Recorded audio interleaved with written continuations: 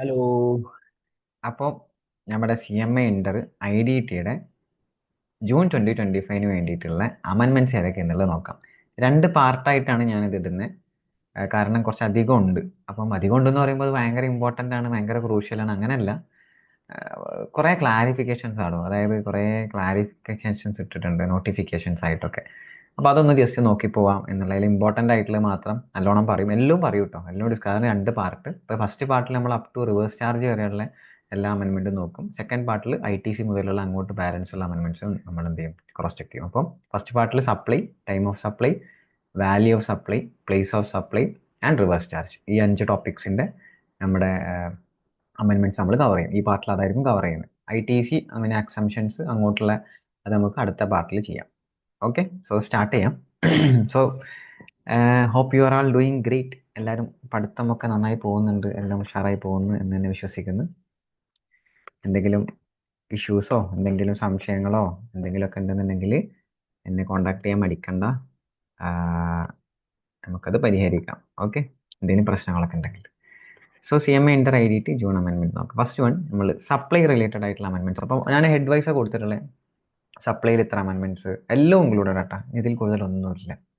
ഇതാണ് amendments, final amendments. Okay, അപ്പോൾ first one വരുന്നത് ഒരു എംപ്ലോയി സ്റ്റോക്ക് ഓപ്ഷനെ കുറിച്ചിട്ടുള്ള ഒരു അമെൻമെൻ്റ് ആയിരുന്നു. എംപ്ലോയി സ്റ്റോക്ക് ഓപ്ഷൻ പ്ലാൻ അല്ലെങ്കിൽ employee stock option purchase plan related ആയിട്ടുള്ള അമെൻമെൻ്റ് ആണ് ആദ്യം വരുന്നത്. അപ്പോൾ എംപ്ലോയി സ്റ്റോക്ക് ഓപ്ഷൻ എന്താണെന്ന് അറിയാം, അതായത് എംപ്ലോയീസിന് ഈ പറഞ്ഞ ഷെയർസ് അലോട്ട് ചെയ്യുന്ന പരിപാടി ആണ് എംപ്ലോയി സ്റ്റോക്ക് ഓപ്ഷൻ. പല പേരിൽ പറയും, റെസ്ട്രിക്റ്റഡ് സ്റ്റോക്ക് യൂണിറ്റ് അല്ലെങ്കിൽ employee stock purchase plan, something എന്തായിക്കോട്ടെ. അപ്പോൾ ഇതിൻ്റെ പ്രശ്നം എന്താ വെച്ച് കഴിഞ്ഞാൽ, ഇതിൻ്റെ ഒരു വേർഷൻ ഞാൻ പറയാം. അതായത് ഫോറിൻ കമ്പനി, അതായത് ഇന്ത്യയിലൊരു കമ്പനി ഉണ്ട്, ഇന്ത്യയുടെ ഹോൾഡിംഗ് കമ്പനി ഫോറിനിലാണ്. അപ്പോൾ ഫോറിൻ കമ്പനിയുടെ ഷെയർസ് ആണ് ഇന്ത്യയിലുള്ള സബ്സിഡിയറി കമ്പനിയിലുള്ള എംപ്ലോയീസിന് കൊടുക്കുന്നത് എംപ്ലോയി സ്റ്റോക്ക് ഓപ്ഷൻ ആയിട്ട്. ഇതാണ് സിനാരിയോ.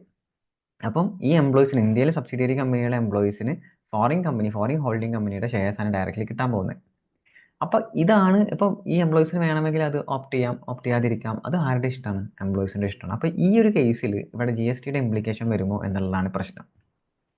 അപ്പോൾ കുറേ കാര്യങ്ങൾ ഇവിടെ കാണാം. നമുക്ക് ഈച്ച് ആൻഡ് എവരി ലൈൻ വെച്ച് വായിച്ചു നോക്കാം. ഇതിങ്ങനെ വായിച്ചു പോകണത് തന്നെയാണ് നല്ലതും. എന്നിട്ട് നമുക്ക് അതിൻ്റെ ഇമ്പോർട്ടൻറ്റ് പോർഷൻ ഏതാണെന്നുള്ളത് ഞാൻ പറഞ്ഞുതരും ചെയ്യാം. ഓക്കെ, നമുക്ക് ഓരോരോ പോർഷൻ വെച്ച് വായിച്ചു നോക്കാം. Some of the Indian companies provide the option to their employees for allotment of securities or shares of their foreign holding company as part of their compensation package as per terms of contract of employment. ഇതിങ്ങനെ ഉണ്ട്, അതായത് ഇവരുടെ foreign കമ്പനിയുടെ ഈ ഷെയർസിൻ്റെ holding കൊടുക്കും, അതായത് allotment ആയിട്ട് കൊടുക്കും, അത് ഓപ്ഷൻ ആയിട്ട് കൊടുക്കും. അത് ഈ പാക്കേജിൻ്റെ കൂടെ വരുന്നത്. ഇത് എൻ്റെ ബ്രദർ ഒരു അമേരിക്കൻ കമ്പനിയിൽ വർക്ക് ചെയ്യുന്നത്, ഒരു ലില്ലീസ് എന്നുള്ളൊരു കമ്പനി ഉണ്ട്. ലില്ലി അപ്പോസ്ട്രോഫിയസ്, ഒരു അമേരിക്കൻ കമ്പനിയാണ്, മെഡിക്കൽ കമ്പനിയായിരുന്നു. ആളിവിടെ ബാംഗ്ലൂർ, അതിൻ്റെ സബ്സിഡിയറി കമ്പനി ആയിട്ടുള്ള ബാംഗ്ലൂരിൽ വർക്ക് ചെയ്തിരുന്നത്. അപ്പോൾ ആൾക്ക് ഇതേപോലെ അമേരിക്കൻ കമ്പനിയുടെ ഷെയർസ് ഹോൾഡ് ചെയ്യാനുള്ള ഓപ്ഷൻ കിട്ടിയിട്ടുണ്ടായിരുന്നു. ആൾ എടുത്തെന്ന് തോന്നുന്നു എംപ്ലോയി സ്റ്റോക്ക് ഓപ്ഷൻ പ്ലാൻ കൊടുത്തിട്ടുണ്ടായിരുന്നു. ആളത് ആൾക്കത് അലോട്ട് ചെയ്തിട്ടുണ്ടായിരുന്നു. അപ്പോൾ അങ്ങനെ കൊടുക്കാറുണ്ട്. It's A genuine thing. അപ്പോൾ അങ്ങനെ ഒരു കേസ് ഇവിടെ വന്നു. In such cases on exercising the option by the employees of Indian subsidiary company, the securities or shares of foreign holding company are allotted directly by the holding company to the concerned employees of Indian subsidiary company. അവരത് excise ചെയ്ത് കഴിഞ്ഞാൽ, option excise ചെയ്ത് കഴിഞ്ഞാൽ directly holding company ഈ പറഞ്ഞ എംപ്ലോയീസിന് allot ചെയ്ത് കൊടുക്കും. ഒന്നും പ്രശ്നമൊന്നുമില്ല. And the cost of such securities is, ഇവിടെ നോക്കിക്കേ, and the cost of such securities or shares is generally reimbursed by the subsidiary company to the holding company. ഇവിടെയാണ് നമ്മളുടെ മെയിൻ പ്രശ്നം കിടക്കുന്നത്. അതായത് ഇതിൻ്റെ കോസ്റ്റ് വന്നത് ഈ ഹോൾഡിംഗ് കമ്പനി സബ്സിഡിയറി കമ്പനിയിൽ നിന്ന് റീഇംബേഴ്സ് ചെയ്യാറുണ്ട്. അതായത് അതിൻ്റെ പൈസ, അതിൻ്റെ കോസ്റ്റ്, ആ ഷെയർസിൻ്റെ കോസ്റ്റ് അടക്കം ആര് കൊടുക്കേണ്ടി വരും, ഈ സബ്സിഡിയറി കമ്പനി കൊടുക്കേണ്ടി വരും ഹോൾഡിംഗ് കമ്പനിക്ക്. ഓക്കെ, ഇവിടെയാണ് പ്രശ്നം വരുന്നത്. അപ്പോൾ ഇതൊരു ട്രാൻസ്ഫർ ആക്ച്വലി, അതായത് ഷെയർ ട്രാൻസ്ഫർ അവിടെ നടക്കുന്നത്. അപ്പം ഇവിടെ എന്തെങ്കിലും GSTയുടെ ഇംപ്ലിക്കേഷൻ വരുമോ എന്നുള്ളതാണ് നമ്മളെ പ്രശ്നം. അതാണ്. ഓക്കെ, അപ്പോൾ ഇവിടെ ഇപ്പോൾ വരച്ച സിനാരിയോ, ഹോൾഡിംഗ് കമ്പനി ഷെയർസ് കൊടുക്കും, ഷെയർസിൻ്റെ കോസ്റ്റ് എത്രയാണോ എക്സൈസ് ചെയ്തിട്ടുള്ള അതിൻ്റെ കോസ്റ്റ് ആര് കൊടുക്കും, ഈ പറഞ്ഞ സബ്സിഡിയറി കമ്പനി ഇവിടുന്ന് അവർക്ക് റിമിറ്റ് ചെയ്ത് കൊടുക്കും. A transaction involving transfer of ESOP, ESPP, RSU to the employees of domestic subsidiary company by the foreign company appears to involve the following step. ഇനി മേലെ പറഞ്ഞ തന്നെ ഒന്ന് സ്റ്റെപ്പ് ബൈ സ്റ്റെപ്പ് പറയാണ്. Domestic subsidiary company give option കൊടുക്കും, facility കൊടുക്കും, compensation പാക്കേജിൻ്റെ പാർട്ടായിട്ട്. എല്ലാം കുറച്ചൊന്ന് സ്പീഡാക്കുകയാണ്. The employees exercise their option, employees അത് എക്സൈസ് ചെയ്യും, അവർ വേണമെങ്കിൽ അത് ഹോൾഡ് ചെയ്യും, പർച്ചേസ് ചെയ്യും, അത് അവരുടെ ഇഷ്ടം. ഫോറിൻ ഹോൾഡിംഗ് കമ്പനി എന്ത് ചെയ്യും, ആ സെക്യൂരിറ്റീസ് ലിസ്റ്റ് ചെയ്യും, അവർക്ക് ഇഷ്യൂ ചെയ്യും, അതായത് എംപ്ലോയീസിന് എന്ത് ചെയ്യും, ഇഷ്യൂ ചെയ്ത് കൊടുക്കും ആ company. Then transfer the shares directly to the എംപ്ലോയീസിന് കൊടുക്കും. എന്നിട്ട് സബ്സിഡിയറി കമ്പനി എന്ത് ചെയ്യും, അത് റീഇംബേഴ്സ് ചെയ്യും. അങ്ങനത്തെ എത്രയാണോ കോസ്റ്റ് വന്നത് ആ കോസ്റ്റ് എന്ത് ചെയ്യും, റീഇംബേഴ്സ് ചെയ്യും. ദെൻ എംപ്ലോയീസിനെ എന്ത് ചെയ്യാം, നിങ്ങൾ ഹോൾഡ് ചെയ്യാം അല്ലെങ്കിൽ സെല് ചെയ്യാം, അത് ആരുടെ ഇഷ്ടം, എംപ്ലോയീസിൻ്റെ ഇഷ്ടം. ഇതാണ് ഇവിടെ സംഭവിക്കുന്നത്. സിനാരിയോ. അപ്പോൾ ഇവിടെ ജി എസ് ടിയുടെ ഇംപ്ലിക്കേഷൻ വരുമോ എന്നാണ്. അപ്പോൾ ഓരോരോ ഏരിയ നമ്മൾ നോക്കി നോക്കി പോവാം. ESOP എന്നുള്ളത് ഒന്ന് സെക്യൂരിറ്റിയാണ്. ഓക്കെ, ESOP എന്നുള്ളത് സെക്യൂരിറ്റിയാണ്, ഗുഡ്സ്. അപ്പോൾ എന്തല്ല, സെക്യൂരിറ്റി ഗുഡ്സ് അല്ല. അപ്പോൾ ഡെഫിനിഷൻ ഓഫ് ഗുഡ്സിൻ്റെ കീഴിൽ വരുന്ന സാധനമല്ല സെക്യൂരിറ്റി. അപ്പോൾ പിന്നെ അത് നമുക്ക് വിടാം, ഗുഡ്സ് ആണെന്ന് പറയാൻ പറ്റില്ല. അപ്പോൾ ഗുഡ്സിൻ്റെ കേസിലുള്ള GST ഇവിടെ വരില്ല. രണ്ടാമത്തെ ചോദ്യം, എംപ്ലോയ്മെൻറ്റ് സർവീസിൽ, അതായത് ഇവിടെ എംപ്ലോയി റിലേറ്റഡ് ആയിട്ടുള്ള ഒരു സംഭവം നടക്കുന്നത്, അല്ല എംപ്ലോയീസിന് ഒരു സർവീസ് ഒരു സപ്ലൈ കൊടുക്കുന്നത്, അതായത് എംപ്ലോയീസിന് ഒരു ഇത് കൊടുക്കുന്ന പോലെയാണ്. അപ്പോൾ എംപ്ലോയി റിലേറ്റഡ് ആയിട്ടുള്ള ട്രാൻസാക്ഷൻ ആണെന്ന് വെച്ച് കഴിഞ്ഞാൽ അങ്ങനെയാണ് പറയാൻ പറ്റില്ല. കാരണം എംപ്ലോയി റിലേറ്റഡ് ആണെങ്കിലും ഷെഡ്യൂൾ 3 പറയുന്നുണ്ട് എംപ്ലോയി റിലേഷൻഷിപ്പിൽ വരുന്നൊരു സംഭവം എന്ത് വരില്ല, GST വരില്ല. അപ്പോൾ ആ ടേംസിലും GSTയിൽ ഉൾപ്പെടുത്താൻ പറ്റില്ല. അപ്പോൾ എല്ലാ ഏരിയയും നോക്കി നോക്കി പോകുക, അതായത് GSTയിൽ വരുന്ന ഏതെങ്കിലും കേസ് വരുന്നുണ്ടോ. പിന്നെ അടുത്ത് നോക്കുന്നതെന്ന് വെച്ച് കഴിഞ്ഞാൽ ഇമ്പോർട്ട് ഓഫ് സർവീസ് ആയി മാറുമോ. കാരണം എന്ന് വെച്ച് കഴിഞ്ഞാൽ ഫോറിൻ കമ്പനിയാണ്, അവിടെ ഇങ്ങോട്ട് ഈ ഷെയർസ് ട്രാൻസ്ഫർ ചെയ്ത് കൊടുക്കുന്നു, ഇവിടെ നിന്നിട്ട് പൈസ കൊടുക്കുന്നു. അപ്പോൾ ഇതൊരു ഇമ്പോർട്ട് ഓഫ് സർവീസ് ആയിട്ട് മാറുമോ എന്നാണ് അടുത്ത ചോദ്യം. റീഇംബേഴ്സ്മെന്റ് ഉണ്ടായതുകൊണ്ട് തന്നെ. അപ്പോൾ city set reimbursement by the domestic foreign company to is for transfer of securities which is neither in nature of goods nor services. അതായത് ഷെയർസ് ഇങ്ങോട്ട് ട്രാൻസ്ഫർ ചെയ്തു എന്നുള്ളതിന് പകരമാണ് അങ്ങോട്ട് എന്ത് ചെയ്യുന്നത്, പൈസ കൊടുക്കുന്നത്, അതായത് റീഇംബേഴ്സ് ചെയ്യുന്നത്. അല്ലാതെ ഇവിടെ ഗുഡ്സോ സർവീസോ ഒന്നും ഇവിടെ എന്ത് ചെയ്തിട്ടില്ല, ട്രാൻസ്ഫർ ചെയ്തിട്ടില്ല. അതുകൊണ്ട് ഇത് ഇമ്പോർട്ട് ഓഫ് സർവീസ് ആയിട്ട് പറയാനും പറ്റില്ല. അതും കഴിഞ്ഞ്. അപ്പം 3 സ്ഥലം നോക്കി, 3ഉം നമുക്ക് നെഗറ്റീവായിരുന്നു. അവിടെ ഒന്നും സപ്ലൈ ആയിട്ട് ട്രീറ്റ് ചെയ്യാൻ പറ്റുന്ന ഒന്നും ഉണ്ടായിരുന്നില്ല. അതുകൊണ്ട് GST ആയിട്ട് വരില്ല. അടുത്ത ചോദ്യം ചോദിക്കുന്നത്, ഇതാണ് നമ്മളുടെ ഇമ്പോർട്ടൻറ്റ് പോയിന്റ്. അതായത് if the foreign holding company charges any additional fee, ഒരു അഡീഷണൽ ഫീ ചാർജ്, ഇപ്പം നമ്മൾ പറഞ്ഞു ഹോൾഡിംഗ് കമ്പനി എത്രയാണോ കോസ്റ്റ് വന്നത് അത് ഇവിടുന്ന് റീംബേഴ്സ് ചെയ്യണം എന്ന് പറഞ്ഞു. ആ കോസ്റ്റിൻ്റെ കൂടെ വല്ല അഡീഷണൽ ഫീയും കൂടി ഫോറിൻ ഹോൾഡിംഗ് കമ്പനി ചാർജ് ചെയ്യുന്നുണ്ടെങ്കിൽ, അഡീഷണൽ ഫീയോ അല്ലെങ്കിൽ ഒരു പ്രോഫിറ്റ് പോലെ മാർക്കപ്പോ അല്ലെങ്കിൽ സം കമ്മീഷനോ ഡൊമസ്റ്റിക് കമ്പനിയിൽ നിന്ന് എക്സ്ട്രാ ഈടാക്കുന്നുണ്ടെങ്കിൽ, അതായത് ഇപ്പോൾ 1,00,000 rupees ആണ് ടോട്ടൽ കോസ്റ്റ് വന്നത് ESOP റിലേറ്റഡ് ആയിട്ട് ഫോറിൻ കമ്പനിക്ക്, ഇവിടെ നിന്ന് അങ്ങോട്ട് ട്രാൻസ്ഫർ ചെയ്യുന്നത് 1,10,000 ആണ്. 10,000 എക്സ്ട്രാ അഡീഷണൽ ഫീ ഫോറിൻ ഹോൾഡിംഗ് കമ്പനി ചാർജ് ചെയ്യുന്നുണ്ടെങ്കിൽ, അപ്പോഴാണ് പ്രശ്നം. അങ്ങനെ ഉണ്ടെങ്കിൽ the employees to domestic subsidy, then the same shall be considered to be nature of consideration for the supply of service of facilitating or arranging the transaction in securities or shares by the foreign holding company to the domestic subsidiary company.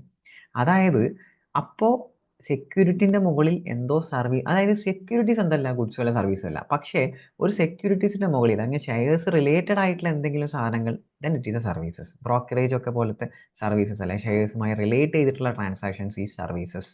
അപ്പോൾ ഇവിടെ ഷെയർസുമായി relate ചെയ്തൊരു service അല്ലേ ചെയ്തത്, അത് service ചെയ്യുന്നതിനല്ലേ additional ഫീ ആയിട്ടൊരു amount വാങ്ങിച്ച്.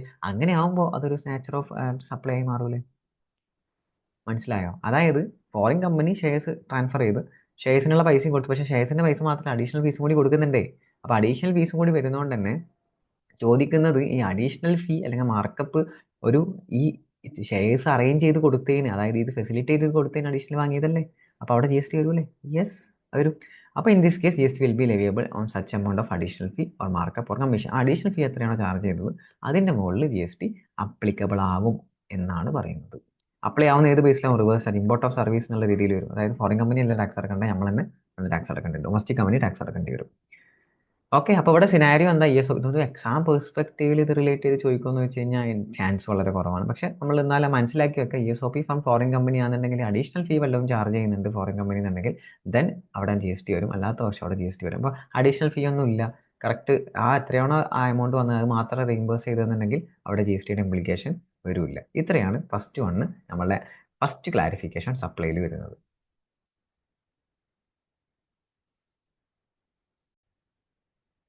നമുക്ക് രണ്ടാമത്തെ ക്ലാരിഫിക്കേഷൻ എന്താണെന്ന് നോക്കാം. Clarification regarding the taxability of transaction providing loan by overseas affiliate to the Indian affiliate. അതായത് ഓവർസീസ് ആയിട്ടുള്ളൊരു holding company to Indian subsidiary കമ്പനിയിലോട്ട് ഒരു ലോൺ പ്രൊവൈഡ് ചെയ്യണം.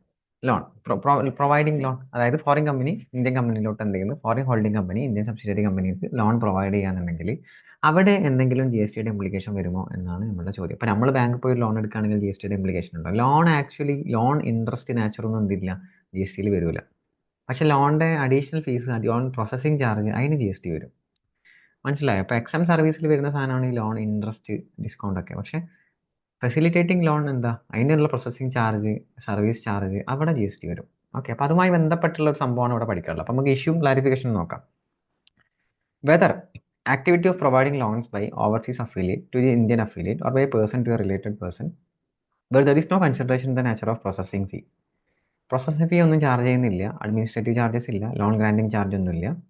and the consideration is represented only by of interest or discount will be treated as taxable supply of service under GST or not. അപ്പോൾ അവിടെ ചോദ്യം എന്താ വെച്ച് കഴിഞ്ഞാൽ, എടാ റിലേറ്റഡ് ഇന്ത്യൻ കമ്പനി ഓവർസീസ്, അതായത് രണ്ടും ഒരേ ബ്രാഞ്ചിൽ വരുന്ന കമ്പനീസ് അല്ലേ.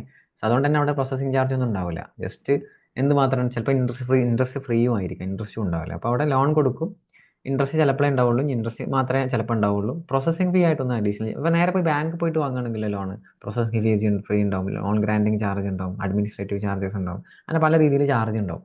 അതിന് GST ഉണ്ട്. ആണ് ATM ചാർജിനൊക്കെ എന്തുണ്ട്, GST ഉണ്ട്. ഈ ഇൻട്രസ്റ്റിനൊന്നും എന്തില്ല, GST ഇല്ല. അത് നിങ്ങൾക്ക് അറിയും എന്ന് ഞാൻ വിശ്വസിക്കുന്നു. അപ്പം ഇവിടെ ചോദ്യം എന്താ വെച്ച് കഴിഞ്ഞാൽ, ഇപ്പോൾ ഈ ഫോറിൻ കമ്പനിയിൽ നിന്നൊക്കെയാണ് നമ്മൾ ലോൺ എടുക്കുന്നത്, അതായത് ഫോറിൻ നമ്മളുടെ അഫിലിയേറ്റ് മറ്റേ നമ്മൾ തന്നെ വേറൊരു കമ്പനിയിൽ നിന്നാണ് നമ്മൾ ലോൺ എടുക്കുന്നതെന്നുണ്ടെങ്കിൽ ഡെഫിനറ്റ്ലി റിലേറ്റഡ് പാർട്ടി ആയതുകൊണ്ട് തന്നെ അവിടെ ഈ പ്രോസസ്സിംഗ് ഫീ ഒന്നും ഉണ്ടാവാൻ ചാൻസ് ഇല്ല, ഇൻട്രസ്റ്റ് മാത്രമേ ഉണ്ടാവാൻ ചാൻസ് ഉള്ളൂ. അപ്പോൾ ആ കേസിൽ ഇവിടെ GST ഇംപ്ലിക്കേഷൻ വരുമോ, അതായത് പ്രോസസ്സിംഗ് ഫീ ഇല്ലെങ്കിലും GST ഇംപ്ലിക്കേഷൻ വരുമോ? അവിടെ പ്രോസസ്സിംഗ് ഫീ ഇല്ല എന്ന് പറഞ്ഞാൽ അതിൻ്റെ അർത്ഥം എന്താ, കൺസിഡറേഷൻ ഇല്ല എന്നല്ല അതിൻ്റെ അർത്ഥം. ലോൺ ഗ്രാൻഡ് ചെയ്യുന്നതിന് പൈസ ഒന്നും വാങ്ങിയിട്ടില്ല. ലോൺ ഗ്രാൻഡ് ചെയ്യുന്നത് ഒരു സർവീസാണ്. ലോൺ ഗ്രാൻഡ് ചെയ്യുന്നതിന് കൺസിഡറേഷൻ ഒന്നും വാങ്ങിയിട്ടില്ല വെച്ചാൽ പിന്നെ എന്ത് അവിടെ ഇത് വരുമോ എന്നാണ് ചോദ്യം വരുന്നത്. അതായത് സപ്ലൈ ആവുമോ, അവിടെ GST വരുമോ എന്നാണ് ചോദ്യം. അപ്പോൾ ക്ലാരിഫിക്കേഷൻ പറയാണ്. ഒന്ന്, Indian affiliate provides loan to overseas affiliate. Supply of goods or services to related person without consideration shall be analyse. അപ്പോൾ നമ്മൾ അനലൈസ് ചെയ്യേണ്ടത് എന്താണെന്ന് വെച്ച് കഴിഞ്ഞാൽ, ഈ ലോൺ പ്രൊവൈഡ് ചെയ്യുന്നത് ഒരു സർവീസ് പ്രൊവൈഡ് ചെയ്യുന്ന പോലെയാണ് വിത്തൗട്ട് കൺസിഡറേഷൻ. അപ്പോൾ നമ്മുടെ ഷെഡ്യൂൾ 1 പറയുന്ന ആ ഐറ്റത്തിലേക്ക് വരും, അതായത് സപ്ലൈ വിത്തൗട്ട് കൺസിഡറേഷൻ. ആ ഷെഡ്യൂൾ ഡീംഡ് സപ്ലൈയിലെ ഇംപ്ലിക്കേഷൻ നമ്മളിവിടെ നോക്കണം. രണ്ടാമത്തത്, overseas affiliate provide loan to Indian affiliate. ഇത് ഇന്ത്യൻ അഫിലിയേറ്റ് അതായത് ഇന്ത്യൻ കമ്പനി ഓവർസീസിലോട്ട് ലോൺ കൊടുത്തു കഴിഞ്ഞാൽ, അതേപോലെ തന്നെ ഓവർസീസ് അഫിലിയേറ്റ് ഇന്ത്യൻ കമ്പനിയിലോട്ട് ലോൺ കൊടുത്തു കഴിഞ്ഞാൽ അത് വരും. അപ്പോഴും നമ്മൾ ആ തന്നെ import of service without consideration from related party. അതായത് നമ്മളെ ഷെഡ്യൂൾ 1 പറയുന്ന ഇമ്പോർട്ട് ഓഫ് സർവീസ് ഉണ്ടല്ലോ, കൺസിഡറേഷൻ ഇല്ലാതെ റിലേറ്റഡ് പാർട്ടീൻ്റെ അടുത്ത് ഇമ്പോർട്ട് ഓഫ് സർവീസ് നടത്തി കഴിഞ്ഞാൽ അവിടെ GST ഇംപ്ലിക്കേഷനെ കുറിച്ച് പറയുന്നുണ്ടല്ലോ, ആ സാധനം വരുമോ എന്നുള്ളതാണ് നമ്മളിവിടെ നോക്കേണ്ടത്. അപ്പോൾ രണ്ടും നോക്കേണ്ടത് സപ്ലൈ വിത്തൗട്ട് കൺസിഡറേഷൻ എന്നുള്ള അതുമായിട്ട് അനലൈസ് ചെയ്ത് നോക്കണം എന്നാണ് പറയുന്നത്. അപ്പോൾ ബാക്കി നോക്കാം. ഇതും അത്ര ഇമ്പോർട്ടൻ്റ് ആണെന്ന് ഞാൻ പറയുന്നില്ല, കേട്ടിരിക്കുക. The related parties do not charge any processing fee to another entity for granting of loan. സാധാരണഗതിയിൽ റിലേറ്റഡ് പാർട്ടി എന്ത് ചാർജ് ചെയ്യില്ല, ഒരു ലോണിൻ്റെ ബേസിൽ എന്ത് ചാർജ് ചെയ്യില്ല, ലോണിന് വേണ്ടിയിട്ട് എന്ത് ചാർജ് ചെയ്യില്ല, പ്രോസസ്സിംഗ് ഫീ ചാർജ് ചെയ്യില്ല. കാരണം റിലേറ്റഡ് പാർട്ടീസ് ആണ്, പ്രോസസ്സിംഗ് ഫീ ഉണ്ടാവില്ല. Second, okay. Therefore, clarification is issued if a processing fee is not charged, whether it is to be treated as supply without consideration. അപ്പോൾ അടുത്ത ചോദ്യം, പ്രോസസ്സിംഗ് ഫീ ചാർജ് ചെയ്യാത്തതുകൊണ്ട് തന്നെ അതിനെ supply without consideration deemed supply ആയിട്ട് വരുമോ എന്നാണ് ചോദ്യം. അപ്പോൾ നമ്മൾ നോക്കേണ്ട പോയിന്റ്സ് ആണ് ABCD എന്ന് പറഞ്ഞ് താഴെ തന്നിട്ടില്ലേ, നോക്കാം. Processing or service as is generally charged by the bank or financial institution from the recipient of the loan in order to cover the administrative cost of processing the loan application. An independent lender may charge a processing fee. അതായത് ഒരു ബാങ്കിനെ സംബന്ധിച്ചിടത്തോളം loan grand ചെയ്യുന്നതിന് ഒരുപാട് formalities ഉണ്ട്. ആ formalities ചെക്കിനും legal ചാർജിനൊക്കെ വേണ്ടിയിട്ടാണ് ഈ പറഞ്ഞ അഡീഷണൽ ആയിട്ട് ഈ എമൗണ്ട് അഡ്മിനിസ്ട്രേറ്റീവ് ഫീ അല്ലെങ്കിൽ പ്രോസസ്സിംഗ് ഫീ എന്ന് പറഞ്ഞിട്ട് വാങ്ങുന്നത്. ഹവർ, അതായത് ഇപ്പം ഒരു ഇൻഡിപെൻഡൻറ്റ് പാർട്ടിയിലിടൂ ഒറ്റയടിക്ക് ലോൺ എടുത്ത് കൊടുക്കാൻ പറ്റും, അയാളെ കുറിച്ച് അന്വേഷിക്കണം, ലീഗൽ വാലിഡിറ്റി നോക്കേണ്ടി വരും. സോ അങ്ങനെ ഒരുപാട് പ്രോസസ്സിങ്ങുകൾ വരുന്നുണ്ട്. അതിനൊക്കെ വേണ്ടിയിട്ടാണ് ഈ ബാങ്ക് എക്സ്ട്രാ ചാർജ് ചെയ്യുന്നത്. ഓക്കെ. ഇനി however an entity extending a loan to related entity, it may not require such processes as are followed by independent lender. അതായത് ഇപ്പോൾ റിലേറ്റഡ് പാർട്ടി ആകുമ്പോൾ നമ്മൾ അയാളുടെ ക്രോസ് ചെക്ക് ചെയ്യണം, അയാളുടെ എന്തെങ്കിലും ലീഗൽ ചാനൽ എന്തെങ്കിലും നോക്കണം, ഒന്നും നോക്കേണ്ട ആവശ്യമില്ല, നമുക്ക് ഡയറക്റ്റ്ലി കൊടുക്കാം. അവിടെ പ്രോസസ്സിംഗ് കുറവാണ്. For example, it may not need to go through the same process of information gathering about borrower's business, ഈ financial standing, credibility and other details as a required information may already be available within the group or within related person. അതായത് നമ്മൾ എന്ത് ചെയ്യേണ്ട ആവശ്യമില്ല, അയാളെ കൂടുതൽ check ചെയ്യേണ്ട ആവശ്യമില്ല, കാരണം അയാളെക്കുറിച്ച് നമുക്ക് എല്ലാതും അറിയാം. സോ അവിടെ പ്രോസസ്സിംഗ് ഒന്നും വരുന്നില്ല. നേരെ വെച്ച് ബാങ്കാണെന്നുണ്ടെങ്കിൽ അയാളെക്കുറിച്ച് ഡീപ്പായിട്ട് അന്വേഷിച്ച് അയാളുടെ ഫിനാൻഷ്യൽ സ്റ്റേറ്റ്, ക്രെഡിബിലിറ്റി നോക്കി സ്റ്റാൻഡിംഗ് ഒക്കെ നോക്കിയിട്ടേ കൊടുക്കുള്ളൂ. ഇതൊന്നും നോക്കേണ്ട ആവശ്യമില്ല റിലേറ്റഡ് പാർട്ടി ആകുമ്പോൾ. Further, even in case of unrelated person, charging of processing fee is the option of the lender. ഇനി in case of bank also ഈ പ്രോസസ്സിംഗ് ഫീ ചാർജ് ചെയ്യണമെന്ന് എവിടെയും പറയുന്നില്ല. അത് ആരുടെ ഇഷ്ടമാണ്, ലെൻഡർ ഇഷ്ടമാണ്. അതായത് ബാങ്കിൻ്റെ ഇഷ്ടമാണ് പ്രോസസ്സിംഗ് ഫീ ചാർജ് ചെയ്യാം, ചാർജ് ചെയ്യാതിരിക്കാം. സോ നിർബന്ധമില്ലാത്ത അതാണ് ഇവിടുത്തെ ഒരു ക്രൂഷ്യൽ പോയിന്റ്. അതായത് ലോണിൻ്റെ കേസിൽ പ്രോസസ്സിംഗ് ഫീ ചാർജ് ചെയ്യണം എന്ന് നിർബന്ധമില്ല. It is the option of the lender. പൈസ കൊടുക്കുന്ന ആളുടെ ഓപ്ഷനാണ്, ലോൺ കൊടുക്കുന്ന ആളുടെ ഓപ്ഷനാണ് എന്ത്, പ്രോസസ്സിംഗ് ഫീ ചാർജ് ചെയ്യണോ വേണ്ടേ എന്നുള്ളത്. Accordingly, there is no question of levy of GST on the same by resorting open market value for the valuation as per Rule 28. അതായത് അപ്പോൾ ഇവിടെ എന്ത് നോക്കേണ്ട ആവശ്യമില്ല, GST ലെവി ചെയ്യേണ്ട കാര്യം നോക്കേണ്ട ആവശ്യമില്ല. അതായത് കൺസിഡറേഷൻ ഇല്ലെങ്കിലും ഇവിടെ നമ്മൾ പിന്നെ Rule 28 GST വാല്യൂഷൻ റൂൾസ് പറയുന്നുണ്ട്. കൺസിഡറേഷൻ പ്രോപ്പറായിട്ട് നിങ്ങൾക്ക് അറിയില്ല വെച്ചാൽ നിങ്ങൾ എന്ത് ചെയ്യണം, അതായത് അതിൻ്റെ മൂല്യം കറക്റ്റായിട്ട് അറിയില്ല എന്നുണ്ടെങ്കിൽ, പ്രൈസ് പ്രൈസ് കറക്റ്റായിട്ട് അറിയില്ല എന്നുണ്ടെങ്കിൽ ഓപ്പൺ മാർക്കറ്റ് വാല്യൂ എടുത്ത് ചെയ്യാൻ അങ്ങനെയൊക്കെ പറയുന്നുണ്ട്. അപ്പോൾ അങ്ങനെയൊക്കെ നോക്കി ചെയ്യണോ എന്നിവിടെ ചോദ്യം വന്നു. വേണ്ട, അങ്ങനത്തെ ക്വസ്റ്റ്യനേ വരുന്നില്ല എന്ന് പറയും. കാരണം റിലേറ്റഡ് പാർട്ടി ആകുമ്പം പ്രൈസിൽ മാനിപ്പുലേഷൻ സംഭവിച്ച് കഴിഞ്ഞാൽ നമ്മൾ റൂൾ 28 പോകുക. അതായത് അവിടെ റൂൾ 28 പറയുന്നതിനനുസരിച്ച് നമ്മൾ എന്താണോ ആ ഓപ്പൺ മാർക്കറ്റ് വാല്യൂ എടുക്കാൻ പറയുന്നത്, അല്ലെങ്കിൽ മറ്റ് പ്രൊസീജിയേഴ്സ് ഉണ്ട് അതനുസരിച്ച് എടുക്കാൻ പറയുന്നത്. പക്ഷേ അങ്ങനെ എടുക്കണമെന്ന് ചോദിക്കാൻ വേണ്ട. കാരണം അൺറിലേറ്റഡ് പാർട്ടിയുടെ കേസിലും ഇവിടെ എന്ത് വരില്ല, കൺസിഡറേഷൻ ചിലപ്പോൾ വരാറില്ല. കാരണം ഓപ്ഷൻ ഓഫ് ദി ലെൻഡർ ആണ് ഞാൻ ഈ പറഞ്ഞ പ്രോസസ്സിംഗ് ഫീ ചാർജ് ചെയ്യണോ ചെയ്യണ്ടേ എന്നുള്ളത്. Thus free of cost processing of loan by related person will not be treated as supply. ഇതാണ് നമ്മളുടെ final summary clarification. Free of cost ആയിട്ട് processing of loan related persons supply നടത്തി കഴിഞ്ഞാൽ അത് consideration ഇല്ല. അതുകൊണ്ട് എന്ത് വരില്ല, സപ്ലൈ ട്രീറ്റ് ചെയ്യേണ്ടതാണ് പറയുന്നത്. It is important if the ഇനി റിലേറ്റഡ് പാർട്ടി ചാർജ് ചെയ്തിട്ടുണ്ടെങ്കിലോ charge processing fee then GST shall be applicable. ഇതാണ് നമ്മളുടെ ക്രക്സ്, ഇമ്പോർട്ടൻറ്റ് പോയിന്റ്. ഇതാണ് നമ്മളുടെ ഇമ്പോർട്ടൻറ്റ് പോയിന്റ്. അതായത് റിലേറ്റഡ് പാർട്ടീസ് വല്ല എമൗണ്ട് ചാർജ് ചെയ്തിട്ടുണ്ടെന്നുണ്ടെങ്കിൽ ദെൻ അവിടെ GST വരും. ചാർജ് ചെയ്യുന്നില്ല വെച്ചാൽ എന്ത് വരില്ല. അത് ലോണിൻ്റെ കേസാണ്, specifically in case of loan. Okay, I think it's fine. Okay, so next time of supply related. അപ്പോൾ സപ്ലൈയിൽ ഈ രണ്ട് അമെൻമെൻറ്റ് അല്ല, രണ്ട് ക്ലാരിഫിക്കേഷൻ അഡീഷണലി വന്നു. വേറെ അമെൻമെൻറ്റ്സ് ഒന്നുമില്ല. ഈ രണ്ട് ക്ലാരിഫിക്കേഷൻ ഒന്ന് നോക്കിയാൽ മതി. ഒന്ന് ഈസോപ്പിൻ്റെ കേസും ഒന്ന് foreign company to overseas company അവിടുന്ന് അങ്ങോട്ടോ ഇങ്ങോട്ടോ ലോൺ കൊടുക്കുന്ന ഒരു കേസ്. ടൈം ഓഫ് സപ്ലൈയിൽ ഒരു ക്രൂഷ്യൽ അമെൻമെൻറ്റ് ഉണ്ട്. അത് സെക്ഷൻ 13 സബ്സെക്ഷൻ 3, അതായത് time of supply of service ഇല്ലേ, അതിലെ റിവേഴ്സ് ചാർജിൻ്റെ പ്രൊവിഷനിൽ 13 സബ്സെക്ഷൻ 3 എന്ന് പറയുമ്പോൾ റിവേഴ്സ് ചാർജിൻ്റെ പ്രൊവിഷനിൽ ഒരു അമെൻമെൻറ്റ്, ഈ റെഡ് ഇട്ടതാണ് അമെൻമെൻറ്റ്, അഡീഷണലി കൂട്ടിച്ചേർത്തതാണ്. അതായത് റിവേഴ്സ് ചാർജിൻ്റെ കേസിൽ നമുക്കറിയാം ടൈം ഓഫ് സപ്ലൈ എന്ന് പറയും. സർവീസിൻ്റെ കേസിൽ reverse charge in case of time of supply of സർവീസിൽ earlier of the following 3 date ഉണ്ട്. ആ ഡേറ്റിൽ ആദ്യം ഈ പോയിന്റ് ഉണ്ടായിരുന്നില്ല, 2 ഡേറ്റേ ഉണ്ടായിരുന്നുള്ളൂ. ഒന്ന് പറഞ്ഞിരുന്നത് ബുക്സ് ഓഫ് അക്കൗണ്ടിൽ എൻ്റർ ചെയ്ത ഡേറ്റ് അല്ലെങ്കിൽ ബാങ്കിൽ ഡെബിറ്റ് ആയ ഡേറ്റ് വിച്ച് ഈസ് ഏർലിയർ, അതായത് പേയ്മെൻറ്റ് ഡേറ്റ്. അതല്ലാന്നുണ്ടെങ്കിൽ 61st day from the date of issue of invoice by the supplier. ഇത്ര ഉണ്ടായിരുന്നുള്ളൂ, വേറെ ഒന്നും പറഞ്ഞില്ല. അത് കൂട്ടിച്ചേർത്തിട്ട് പറഞ്ഞ് invoice by the supplier in case the invoice is required to be issued by the supplier. ഇത് അതായത് ടൈം ഓഫ് സപ്ലൈ ഓഫ് സർവീസിൽ പറയുന്നുണ്ട് റിവേഴ്സ് ചാർജിൻ്റെ കേസിൽ ഈ ഒന്ന് പേയ്മെൻറ്റ് ചെയ്ത ഡേറ്റ്, അല്ലാന്നുണ്ടെങ്കിൽ എന്നാണോ സപ്ലയർ ഇൻവോയ്സ് ഇഷ്യൂ ചെയ്തത് അവിടുന്ന് 61ാമത്തെ ദിവസം. ഇതിൽ ഏതാണ് ഏർലിയസ്റ്റ്, അതാണ് time of supply of service എന്ന് പറഞ്ഞ് in case of reverse charge.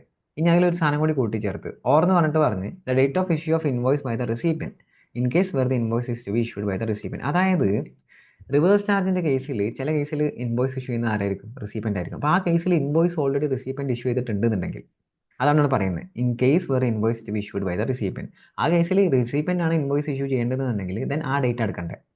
അപ്പോൾ 3 ഡേറ്റ് ആയി. അതായത് ഒന്ന് പേയ്മെൻറ്റ് ചെയ്ത ഡേറ്റ്, അല്ലെങ്കിൽ പിന്നെ എന്താ നോക്കണം, സപ്ലയർ ആണോ ഇൻവോയ്സ്, രണ്ടാളും കൂടി ഇൻവോയ്സ് ഇഷ്യൂ ചെയ്യുക ഇല്ല.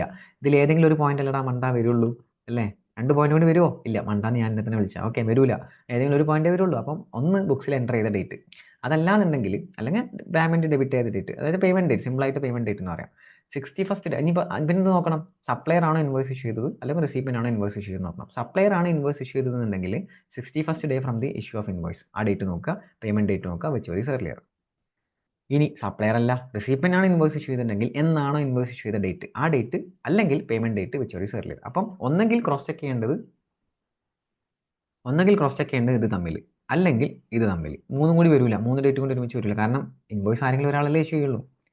ഐ തിങ്ക് ഇറ്റ്സ് ഫൈൻ, കുഴപ്പമില്ല എന്ന് ഞാൻ വിശ്വസിക്കുന്നു. ഓക്കെ, പേയ്മെൻറ്റ് എൻ്റർ ചെയ്ത ഡേറ്റ് അല്ലെങ്കിൽ 61st day from the date of issue of invoice by the supplier. ഈ സപ്ലയർ ഇഷ്യൂസ് ഇൻവോയ്സസ്, സപ്ലയർ അല്ല റിസീപ്യൻ്റ് ആണ് ഇൻവോയ്സ് ഇഷ്യൂ എങ്കിൽ റിസീപ്യൻ്റ് ഇൻവോയ്സ് ഇഷ്യൂ ചെയ്ത ഡേറ്റ്, അങ്ങനെയാണ് എടുക്കേണ്ടത്. And it is very important. കാരണം നല്ലൊരു അമെൻമെൻ്റ് ആണ്. കാരണം കുറേ ആൾക്കാർക്ക് ഇത് അറിയില്ല, ഇതിന് ബോധേഡല്ല.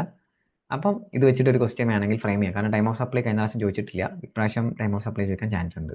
അത് റിവേഴ്സ് ചാർജ് ഇട്ട് തന്നെ ചോദിച്ചു കഴിഞ്ഞാൽ അത് നമ്മളിത് ശ്രദ്ധിക്കണം, ആരാണ് ഇൻവോയ്സ് ഇഷ്യൂ ചെയ്തത് എന്നുള്ളത് ശ്രദ്ധിക്കണം. Okay fine. നിങ്ങളുടെ വിലയേറിയ കമൻറ്റുകൾ താഴെ കോട്ട് ചെയ്യുക. നിങ്ങളുടെ കമൻറ്റുകളാണ് എൻ്റെ ശക്തി. So shall we move on to next time of സപ്ലൈയിലെ നെക്സ്റ്റ് ലാസ്റ്റ് ടൈം ഓഫ് സപ്ലൈയിൽ ഇതും കൂടിയുള്ളൂ, ഒരു അമെൻമെൻറ്റും കൂടിയുള്ളൂ. ഇത് അത്ര വലിയ ഭയങ്കര അമെൻമെൻ്റ് അല്ല, എന്നിരുന്നാലും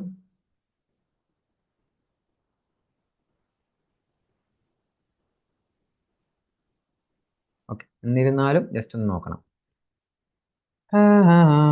okay, clarification on time of supply of hybrid annuity model project. എന്താണ് ഈ ഹൈബ്രിഡ് ആന്വിറ്റി മോഡൽ പ്രൊജക്ട് എന്നുള്ളത് എനിക്ക് വലിയ ധാരണയില്ല. എന്നാൽ താഴെ എക്സാമ്പിൾ ഉണ്ട്, അത് വെച്ചൊക്കെ കുറേയൊക്കെ സാധനം കിട്ടും. എക്സ്പ്ലെയിൻ ചെയ്ത് തരാൻ അറിയില്ല. അതായത് ഹൈബ്രിഡ് ആന്വിറ്റി മോഡൽ എന്ന് പറഞ്ഞാൽ ഈ റോഡിൻ്റെ പ്രൊജക്റ്റൊക്കെ അല്ലേ, അതിനുമായി ബന്ധപ്പെട്ട ഒരു സംഭവമാണ്. നോക്കാം. Brief introduction to circular. Before understanding the circular relating to time of supply, let us first understand what is the project all about in simple words. For example, അപ്പോൾ അതിനെക്കുറിച്ച് പറയാണ് ABC Limited is a road developer and has awarded a project to construct national highway. ഒരു contract road develop ചെയ്യുന്ന കോൺട്രാക്ടറാണ്. National ഹൈവേയുടെ NHAIയുടെ ഒരു project കിട്ടി. NHAI responsible authority. അപ്പോൾ NHAI ആണ് നമ്മളെ നാഷണൽ ഹൈവേ അതോറിറ്റിയാണ് ഇതിൻ്റെ proper authority. ABC Limited quoted 500 crores for construction of highway. 500 കോടിയാണ് ഇതിൻ്റെ കോസ്റ്റ് കോട്ട് ചെയ്തത്. In hybrid annuity model project 40% of cost is financed by NHAI. ഇതിൽ 40% ഫിനാൻസ് ചെയ്യുന്നത് NHAI അതോറിറ്റിയാണ്. Payable in 15 to 20 annual instalment, അതായത് 15 മുതൽ 20 annual instalment ആയിട്ടാണ് കൊടുക്കുക. Meaning thereby 500 into 40%, say 20 crore, that is every year 10 crore each. എല്ലാ വർഷം 10 കോടി വെച്ചിട്ട് ഇങ്ങനെ കൊടുത്തുകൊണ്ടിരിക്കും എന്നാണ് പറയുന്നത്. ഹവർ ശരി ഓക്കെ. However since NHAI is paying in instalment, ABC will demand interest for the period payment. അപ്പം ഇൻസ്റ്റാൾമെൻറ്റ് ആയതുകൊണ്ട് തന്നെ ABC എന്ത് പറയും, ഇൻട്രസ്റ്റ് വേണം എന്ന് പറയും. The interest on the hybrid, അപ്പോൾ ഈ മോഡലിനാണ് ഹൈബ്രിഡ് ആനുറ്റി മോഡൽ എന്ന് പറയുക. അതായത് ഇങ്ങനെ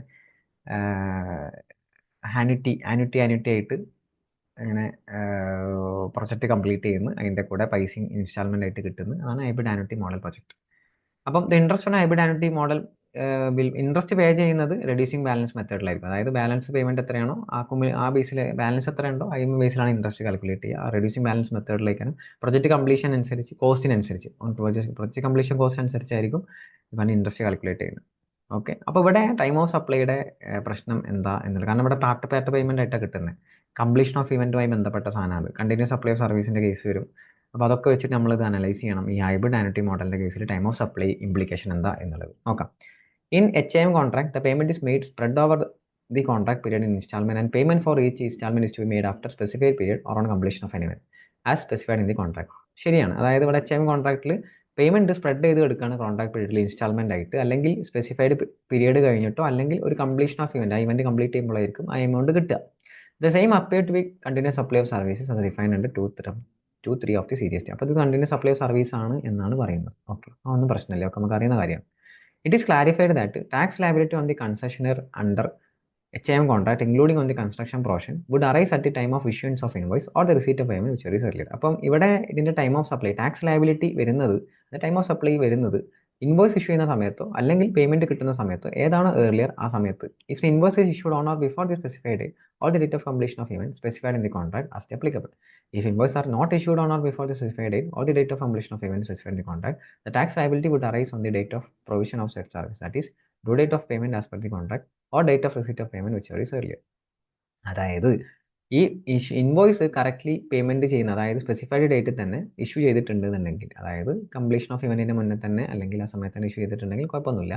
അതല്ലാന്നുണ്ടെങ്കിൽ if invoice are not issued on or before the specified date or the date of completion of event specified in the contract, tax liability would arise on the date of provision of set service, that is due date of payment as per the contract or date of receipt of payment which is earlier. Invoice correctly issue ചെയ്തിട്ടില്ല, അതായത് ഈ പറഞ്ഞ പേയ്മെൻറ്റിൻ്റെ specified date കോൺട്രാക്റ്റിൽ പറഞ്ഞ ഡേറ്റിൽ issue ചെയ്തിട്ടില്ല, അതല്ലാന്നുണ്ടെന്നുണ്ടെങ്കിൽ completion of event complete ചെയ്ത സമയത്തും എന്ത് ചെയ്തിട്ടില്ല, ഇൻവോയ്സ് ഇഷ്യൂ ചെയ്തിട്ടില്ല എന്നുണ്ടെങ്കിൽ ദെൻ ടാക്സ് ലയബിലിറ്റി കാൽക്കുലേറ്റ് ചെയ്യുന്നത്, അതായത് ടൈം ഓഫ് സപ്ലൈ എന്ന് പറയുന്നത് ഈ ആക്ച്വലി സെഡ് സർവീസ് കോൺട്രാക്റ്റിൻ്റെ ഡ്യൂ ഡേറ്റ്, കോൺട്രാക്റ്റിൽ പറഞ്ഞ ഡ്യൂട്ടി സ്പെസിഫൈഡ് ഡേറ്റ് എന്നാണോ അതോ അല്ലെങ്കിൽ പേയ്മെൻറ്റ് കിട്ടിയ ഡേറ്റ് എന്നാണോ അതോ വിച്ച് വെരി ഏർലിയർ ആയിട്ട് എടുക്കും എന്നാണ് പറയുന്നത്.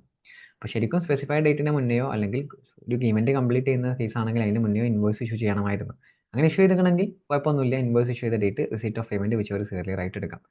അതല്ല എന്നുണ്ടെന്നുണ്ടെങ്കിൽ അങ്ങനെ കറക്റ്റ്ലി സ്പെസിഫൈഡ് ഡേറ്റിൻ്റെ ഉള്ളിലോ അല്ലെങ്കിൽ കോൺട്രാക്ട് കംപ്ലീറ്റ് ചെയ്യുന്നതിൻ്റെ ആ സമയത്തോ ഇൻവോയ്സ് ഇഷ്യൂ ചെയ്തിട്ടില്ല എങ്കിൽ പിന്നെ ടാക്സ് ലയബിലിറ്റി, അതായത് time of supply, tax liability ഉദ്ദേശിക്കുന്ന ടൈം ഓഫ് സപ്ലൈ ആയിട്ട് എടുക്കൽ date of payment as per the contract, specified date കോൺട്രാക്റ്റിൽ പറഞ്ഞ ഡേറ്റോ അല്ലെങ്കിൽ റിസീറ്റ് ഓഫ് പേയ്മെൻറ്റോ വിച്ച് ഈസ് ഏർലിയർ. ഓക്കെ, അപ്പോൾ ഞാൻ മാർക്ക് ചെയ്ത് നോക്കിയാൽ മതി. ഒന്നെങ്കിൽ time of issue of invoice അല്ലെങ്കിൽ receipt of payment which is earlier, അല്ലെങ്കിൽ date of payment of the contract, receipt of payment which is earlier. Okay, ഒന്ന് ഇൻവോയ്സ് കറക്റ്റ്ലി ഇഷ്യൂ ചെയ്തിട്ടുണ്ടെങ്കിൽ, അത് ഇൻവോയ്സ് കറക്റ്റ്ലി ഇഷ്യൂ ചെയ്തിട്ടില്ലെങ്കിൽ. It is also clarified that as the installment and annuity payable entity to concessionaire also includes some interest amount. അപ്പോൾ ഇതിൽ കുറച്ച് എമൗണ്ടിന് കൂടെ കുറച്ച് interest കൂടി ഉണ്ടല്ലോ. The amount of such interest shall also be included in the taxable value. Interest എന്ത് ചെയ്യും, നമ്മളെ 15 സബ്സെക്ഷൻ, നമ്മളെ സെക്ഷൻസ് 15 സബ്സെക്ഷൻ 2D അനുസരിച്ച് അല്ലേ, 2D അനുസരിച്ച് ഇൻട്രസ്റ്റും കൂടി കൂട്ടണം വാല്യൂ ഓഫ് സപ്ലൈയിൽ എന്ന് പറയാം. നമുക്കറിയാം വാല്യൂ ഓഫ് സപ്ലൈയിൽ നമ്മൾ പഠിച്ചതാണ്, ഇൻട്രസ്റ്റ് വല്ലതും അഡീഷണലി വാങ്ങുന്നുണ്ടെങ്കിൽ അത് നമ്മളുടെ വാല്യൂ ഓഫ് സപ്ലൈയിൽ നമ്മൾ ഇൻക്ലൂഡ് ചെയ്യപ്പെടും എന്നുള്ളത്. അങ്ങനെ ഇൻക്ലൂഡ് ചെയ്യണം എന്നാണ് ഇവിടെ പറയുന്നത്. Okay, so that's all hybrid annuity model project. Okay, ഞാനത് അത്ര ഇമ്പോർട്ടൻ്റ് അല്ല, പക്ഷേ ഇത് ഇമ്പോർട്ടൻ്റ് ആണ് ആദ്യം പറഞ്ഞത്. Hybrid annuity model continuous supply സർവീസിൻ്റെ സെയിം പ്രൊവിഷൻ അതാണെന്ന് ഒക്കെ കൂടി ഇങ്ങനെ ഒരുപാടാക്കി പറഞ്ഞേ ഉള്ളൂ. സോ ചുമ്മാ കുറേ ക്ലാരിഫിക്കേഷൻ ഇട്ടിട്ടുണ്ട് നമ്മളുടെ ഇത് GST ഡിപ്പാർട്ട്മെൻറ്റ് ഇപ്രാവശ്യം. Next value supply. വാല്യൂ സപ്ലൈയിൽ ഐ തിങ്ക് 1 2 3 3 ആണെന്ന് തോന്നുന്നു. 3 4 ക്ലാരിഫിക്കേഷൻസ് പറയാനുണ്ട് വാല്യൂ സപ്ലൈ. സോ പെട്ടെന്ന് നോക്കി പോകാം. Okay, first one clarification of value supply of import of service by a related person where recipient is eligible to full input tax credit. ഒരു import of സർവീസാണ് നടത്തുന്നത്, related person അടുത്താണ് നടത്തുന്നത്. Okay, scenario എന്താണെന്ന് വായിച്ചു നോക്കാം. 1 second.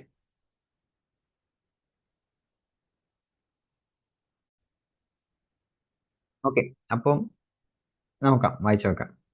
The import of service from a related party without consideration is treated as supply even if there is no consideration.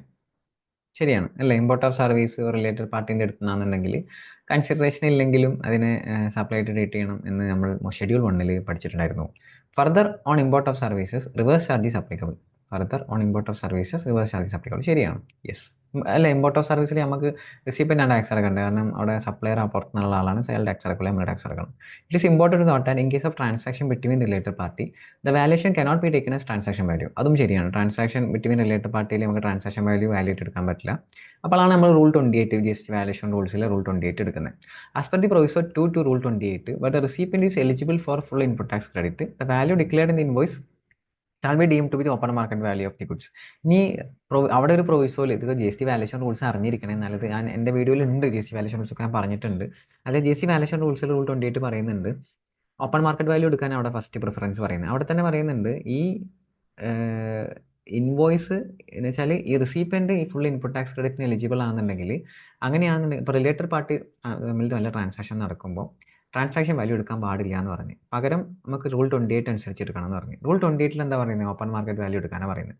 അവിടെ തന്നെ പറയുന്നുണ്ട് എന്ത്, ഈ റിസീപ്പൻറ്റിന് full input tax credit eligible ആയിട്ടുള്ള ഒരു കേസ് ആണെങ്കിൽ ഇൻവോയ്സിൽ എന്താണോ ഡിക്ലെയർ ചെയ്തിട്ടുള്ള വാല്യൂ അതന്നെ ഡീം ചെയ്തോ എന്ത് ഓപ്പൺ മാർക്കറ്റ് വാല്യൂ ഇട്ട്, അതായത് ഇൻവോയ്സ് വാല്യൂവിനെ കൺസിഡർ ചെയ്തോ വേറെ പ്രശ്നമില്ല എന്നാണ് പറയുന്നത്. അപ്പോൾ ട്രാൻസാക്ഷൻ വാല്യൂവിന് എന്തായി ഓപ്പൺ മാർക്കറ്റ് വാല്യൂ ഇട്ട് എടുക്കാനാണ് പറയുന്നത് if recipient is fully eligible for the input tax credit.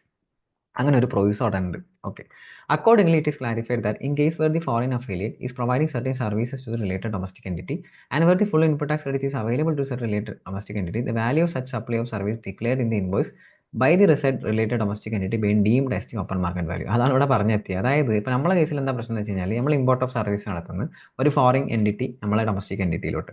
അപ്പോൾ ഫോറിൻ എൻറ്റിറ്റി നമ്മൾ ഡൊമസ്റ്റിക് എൻറ്റിറ്റി നമ്മൾ റിലേറ്റഡ് പാർട്ടീസ് ആണ് അല്ലേ, നമ്മൾ രണ്ടും റിലേറ്റഡ് പാർട്ടീസ് ആണ്. അപ്പോൾ ഈ കേസിൽ റിലേറ്റഡ് പാർട്ടീസ് ആയതുകൊണ്ട് തന്നെ ഇവിടെ ഏത് വാല്യൂ എടുക്കും, അതായത് ഇത് കൺസിഡറേഷൻ ഇല്ലെങ്കിലും അതെന്തായിരിക്കും എന്താന്ന് പറയുന്നുണ്ട്. ഇനി കൺസിഡറേഷൻ ഉണ്ടെങ്കിൽ തന്നെ ഏത് വാല്യൂ റിലേറ്റഡ് പാർട്ടി ആയതുകൊണ്ട് തന്നെ വാല്യൂ എടുക്കാൻ പറ്റില്ല. അപ്പോൾ പറഞ്ഞ് റൂൾ 28 അനുസരിച്ച് എടുക്കാൻ പറഞ്ഞു. അപ്പോൾ അവിടെ നോക്കേണ്ടതെന്ന് വെച്ച് കഴിഞ്ഞാൽ റെസിപ്പിയൻറ്റിന് full input tax credit eligible ആവുന്ന, അതായത് എലിജിബിലിറ്റി ഉള്ള ഒരു ട്രാൻസാക്ഷൻ ആണെന്നുണ്ടെങ്കിൽ ഇൻവോയ്സ് എത്ര കാണിച്ചിട്ടുള്ളത് അതന്നെ എന്താക്കി എടുക്കാൻ, ഓപ്പൺ മാർക്കറ്റ് വാല്യൂ ആയിട്ട് എടുത്ത് അതന്നെ വാല്യൂ സപ്ലൈ ആയിട്ട് എടുത്ത് കൺസിഡർ ചെയ്ത് പോകാനാണ് ഇവിടെ പറയുന്നത്. അപ്പോൾ റൂൾ 28 അപ്ലിക്കബിൾ ആക്കി, അതായത് റൂൾ 28 പറയുന്ന സാധനം തന്നെ അപ്ലൈ ചെയ്താൽ മതി എന്നാണ് ഇവിടെ പറയുന്നത്. ഇത് മനസ്സിലാവണമെങ്കിൽ റൂൾ 28 അറിയണം. അതായത് GST വാല്യൂഷൻ റൂൾസിൽ ആ റിലേറ്റഡ് പാർട്ടി തമ്മിൽ ട്രാൻസാക്ഷൻ ആണെന്നുണ്ടെങ്കിൽ ട്രാൻസാക്ഷൻ വാല്യൂ എടുക്കില്ല, അതായത് ഇൻവോയ്സിൽ വാല്യൂ എടുക്കാൻ പാടില്ല, പകരം ഓപ്പൺ മാർക്കറ്റ് വാല്യൂ എടുക്കാൻ പറയുന്നത്. എന്നിട്ട് പിന്നെ പ്രൊവിസോയിൽ പറയുന്നുണ്ട് റെസിപ്പിയൻ്റ് എലിജിബിൾ ആണെങ്കിൽ ഇൻവോയ്സിൽ കാണിച്ച വാല്യൂവിന് എടുത്തോ ഓപ്പൺ മാർക്കറ്റ് വാല്യൂ ആയിട്ട് തന്നെ അങ്ങനെയും പറയുന്നുണ്ട്. ഓക്കെ, അതവിടെ പറഞ്ഞാൽ ഈ സാധനം മനസ്സിലാവുള്ളൂ. ഇനിയിപ്പോൾ അത് പറഞ്ഞിരിക്കാൻ നേരമില്ല. Further, in case where the full input tax credit is available to the recipient, if the invoice is not issued by the related domestic within the respect of any service provided by the foreign affiliate to it, the value of such service may be deemed as declared as nil. അതായത് ഇപ്പോൾ ചില കേസിൽ റിസിപ്പിയൻ്റ് full input tax credit eligible ആയിരിക്കാം, പക്ഷേ ഇവിടെ invoice ഒന്നും issue ചെയ്തിട്ടുണ്ടാവില്ല. അതാണ് പറഞ്ഞത്. റിലേറ്റഡ് പാർട്ടി ആയതുകൊണ്ട് തന്നെ ചിലപ്പോൾ ഒരു ഇൻവോയ്സ് ഇഷ്യൂ ചെയ്തിട്ടുണ്ടാവില്ല, പ്രോപ്പർ ഇൻവോയ്സ് ഒന്നും ഉണ്ടാവില്ല. Invoice is not issued by related domestic entity. അങ്ങനെയാണെന്ന് വെച്ചാൽ അവിടെ എന്താ ഇൻവോയ്സ് ഇല്ല, അപ്പോൾ ഇൻവോയ്സ് വാല്യൂ എത്രയാണ്? 0. അപ്പോൾ ഓപ്പൺ മാർക്കറ്റ് വാല്യൂ എത്രയാണ്? 0. ഫുള്ള് 0 ആയി മാറും. ഇവിടെ ഇവിടെ ഓപ്പൺ മാർക്കറ്റ് വാല്യൂ 0, 0 ആയിട്ട് മാറും എന്ന് പറയുന്ന ഒരു ക്ലോസ്. അപ്പം ഈ ഒരു ക്ലോസ് ജസ്റ്റ് ഒരു ക്ലാരിഫിക്കേഷൻ, പക്ഷേ ഇതിനൊരു എക്സാം പെർസ്പെക്റ്റീവിൽ ഇതിൻ്റെ ഇമ്പോർട്ടൻസ് ചോദിച്ചു കഴിഞ്ഞാൽ വലിയ ഇമ്പോർട്ടൻസ് ഒന്നുമില്ല. ലേറ്റസ്റ്റ് ഒന്നൊരു ക്ലാരിഫിക്കേഷൻ ആയിരുന്നു. ഇത് ആർക്കെങ്കിലും പേഴ്സണലി അറിയില്ല വെച്ചാൽ U can just WhatsApp me. അതായത് ഇത് കുറച്ചും കൂടി ഡീറ്റെയിൽ ആയിട്ട് അറിയണം, അല്ലെങ്കിൽ ഇത് ഒന്നുകൂടി നന്നായിട്ട് മനസ്സിലാക്കണം എന്ന് നിങ്ങൾക്ക് തോന്നുന്നുണ്ടെങ്കിൽ ജസ്റ്റ് ഒന്ന് ഇപ്പോൾ കൂടുതൽ പറഞ്ഞിരിക്കാൻ മാത്രമില്ല സാധനം ഇതിലില്ല. അപ്പോൾ ആ റൂൾ 28 അറിയണം എന്നുള്ളതാണ് ഇതിൽ ഏറ്റവും ഇമ്പോർട്ടൻറ്റ് സാധനം. ഇനി അതെല്ലാം നിങ്ങൾക്ക് അത് വ്യക്തമായില്ല ഒന്നും കൂടി അറിയണമെന്നുണ്ടെങ്കിൽ you can just WhatsApp me 8943081450. ഈ നമ്പറിൽ കോൺടാക്ട് ചെയ്താൽ എന്നെ കിട്ടും. 50 ആണ് കേട്ടോ, 0.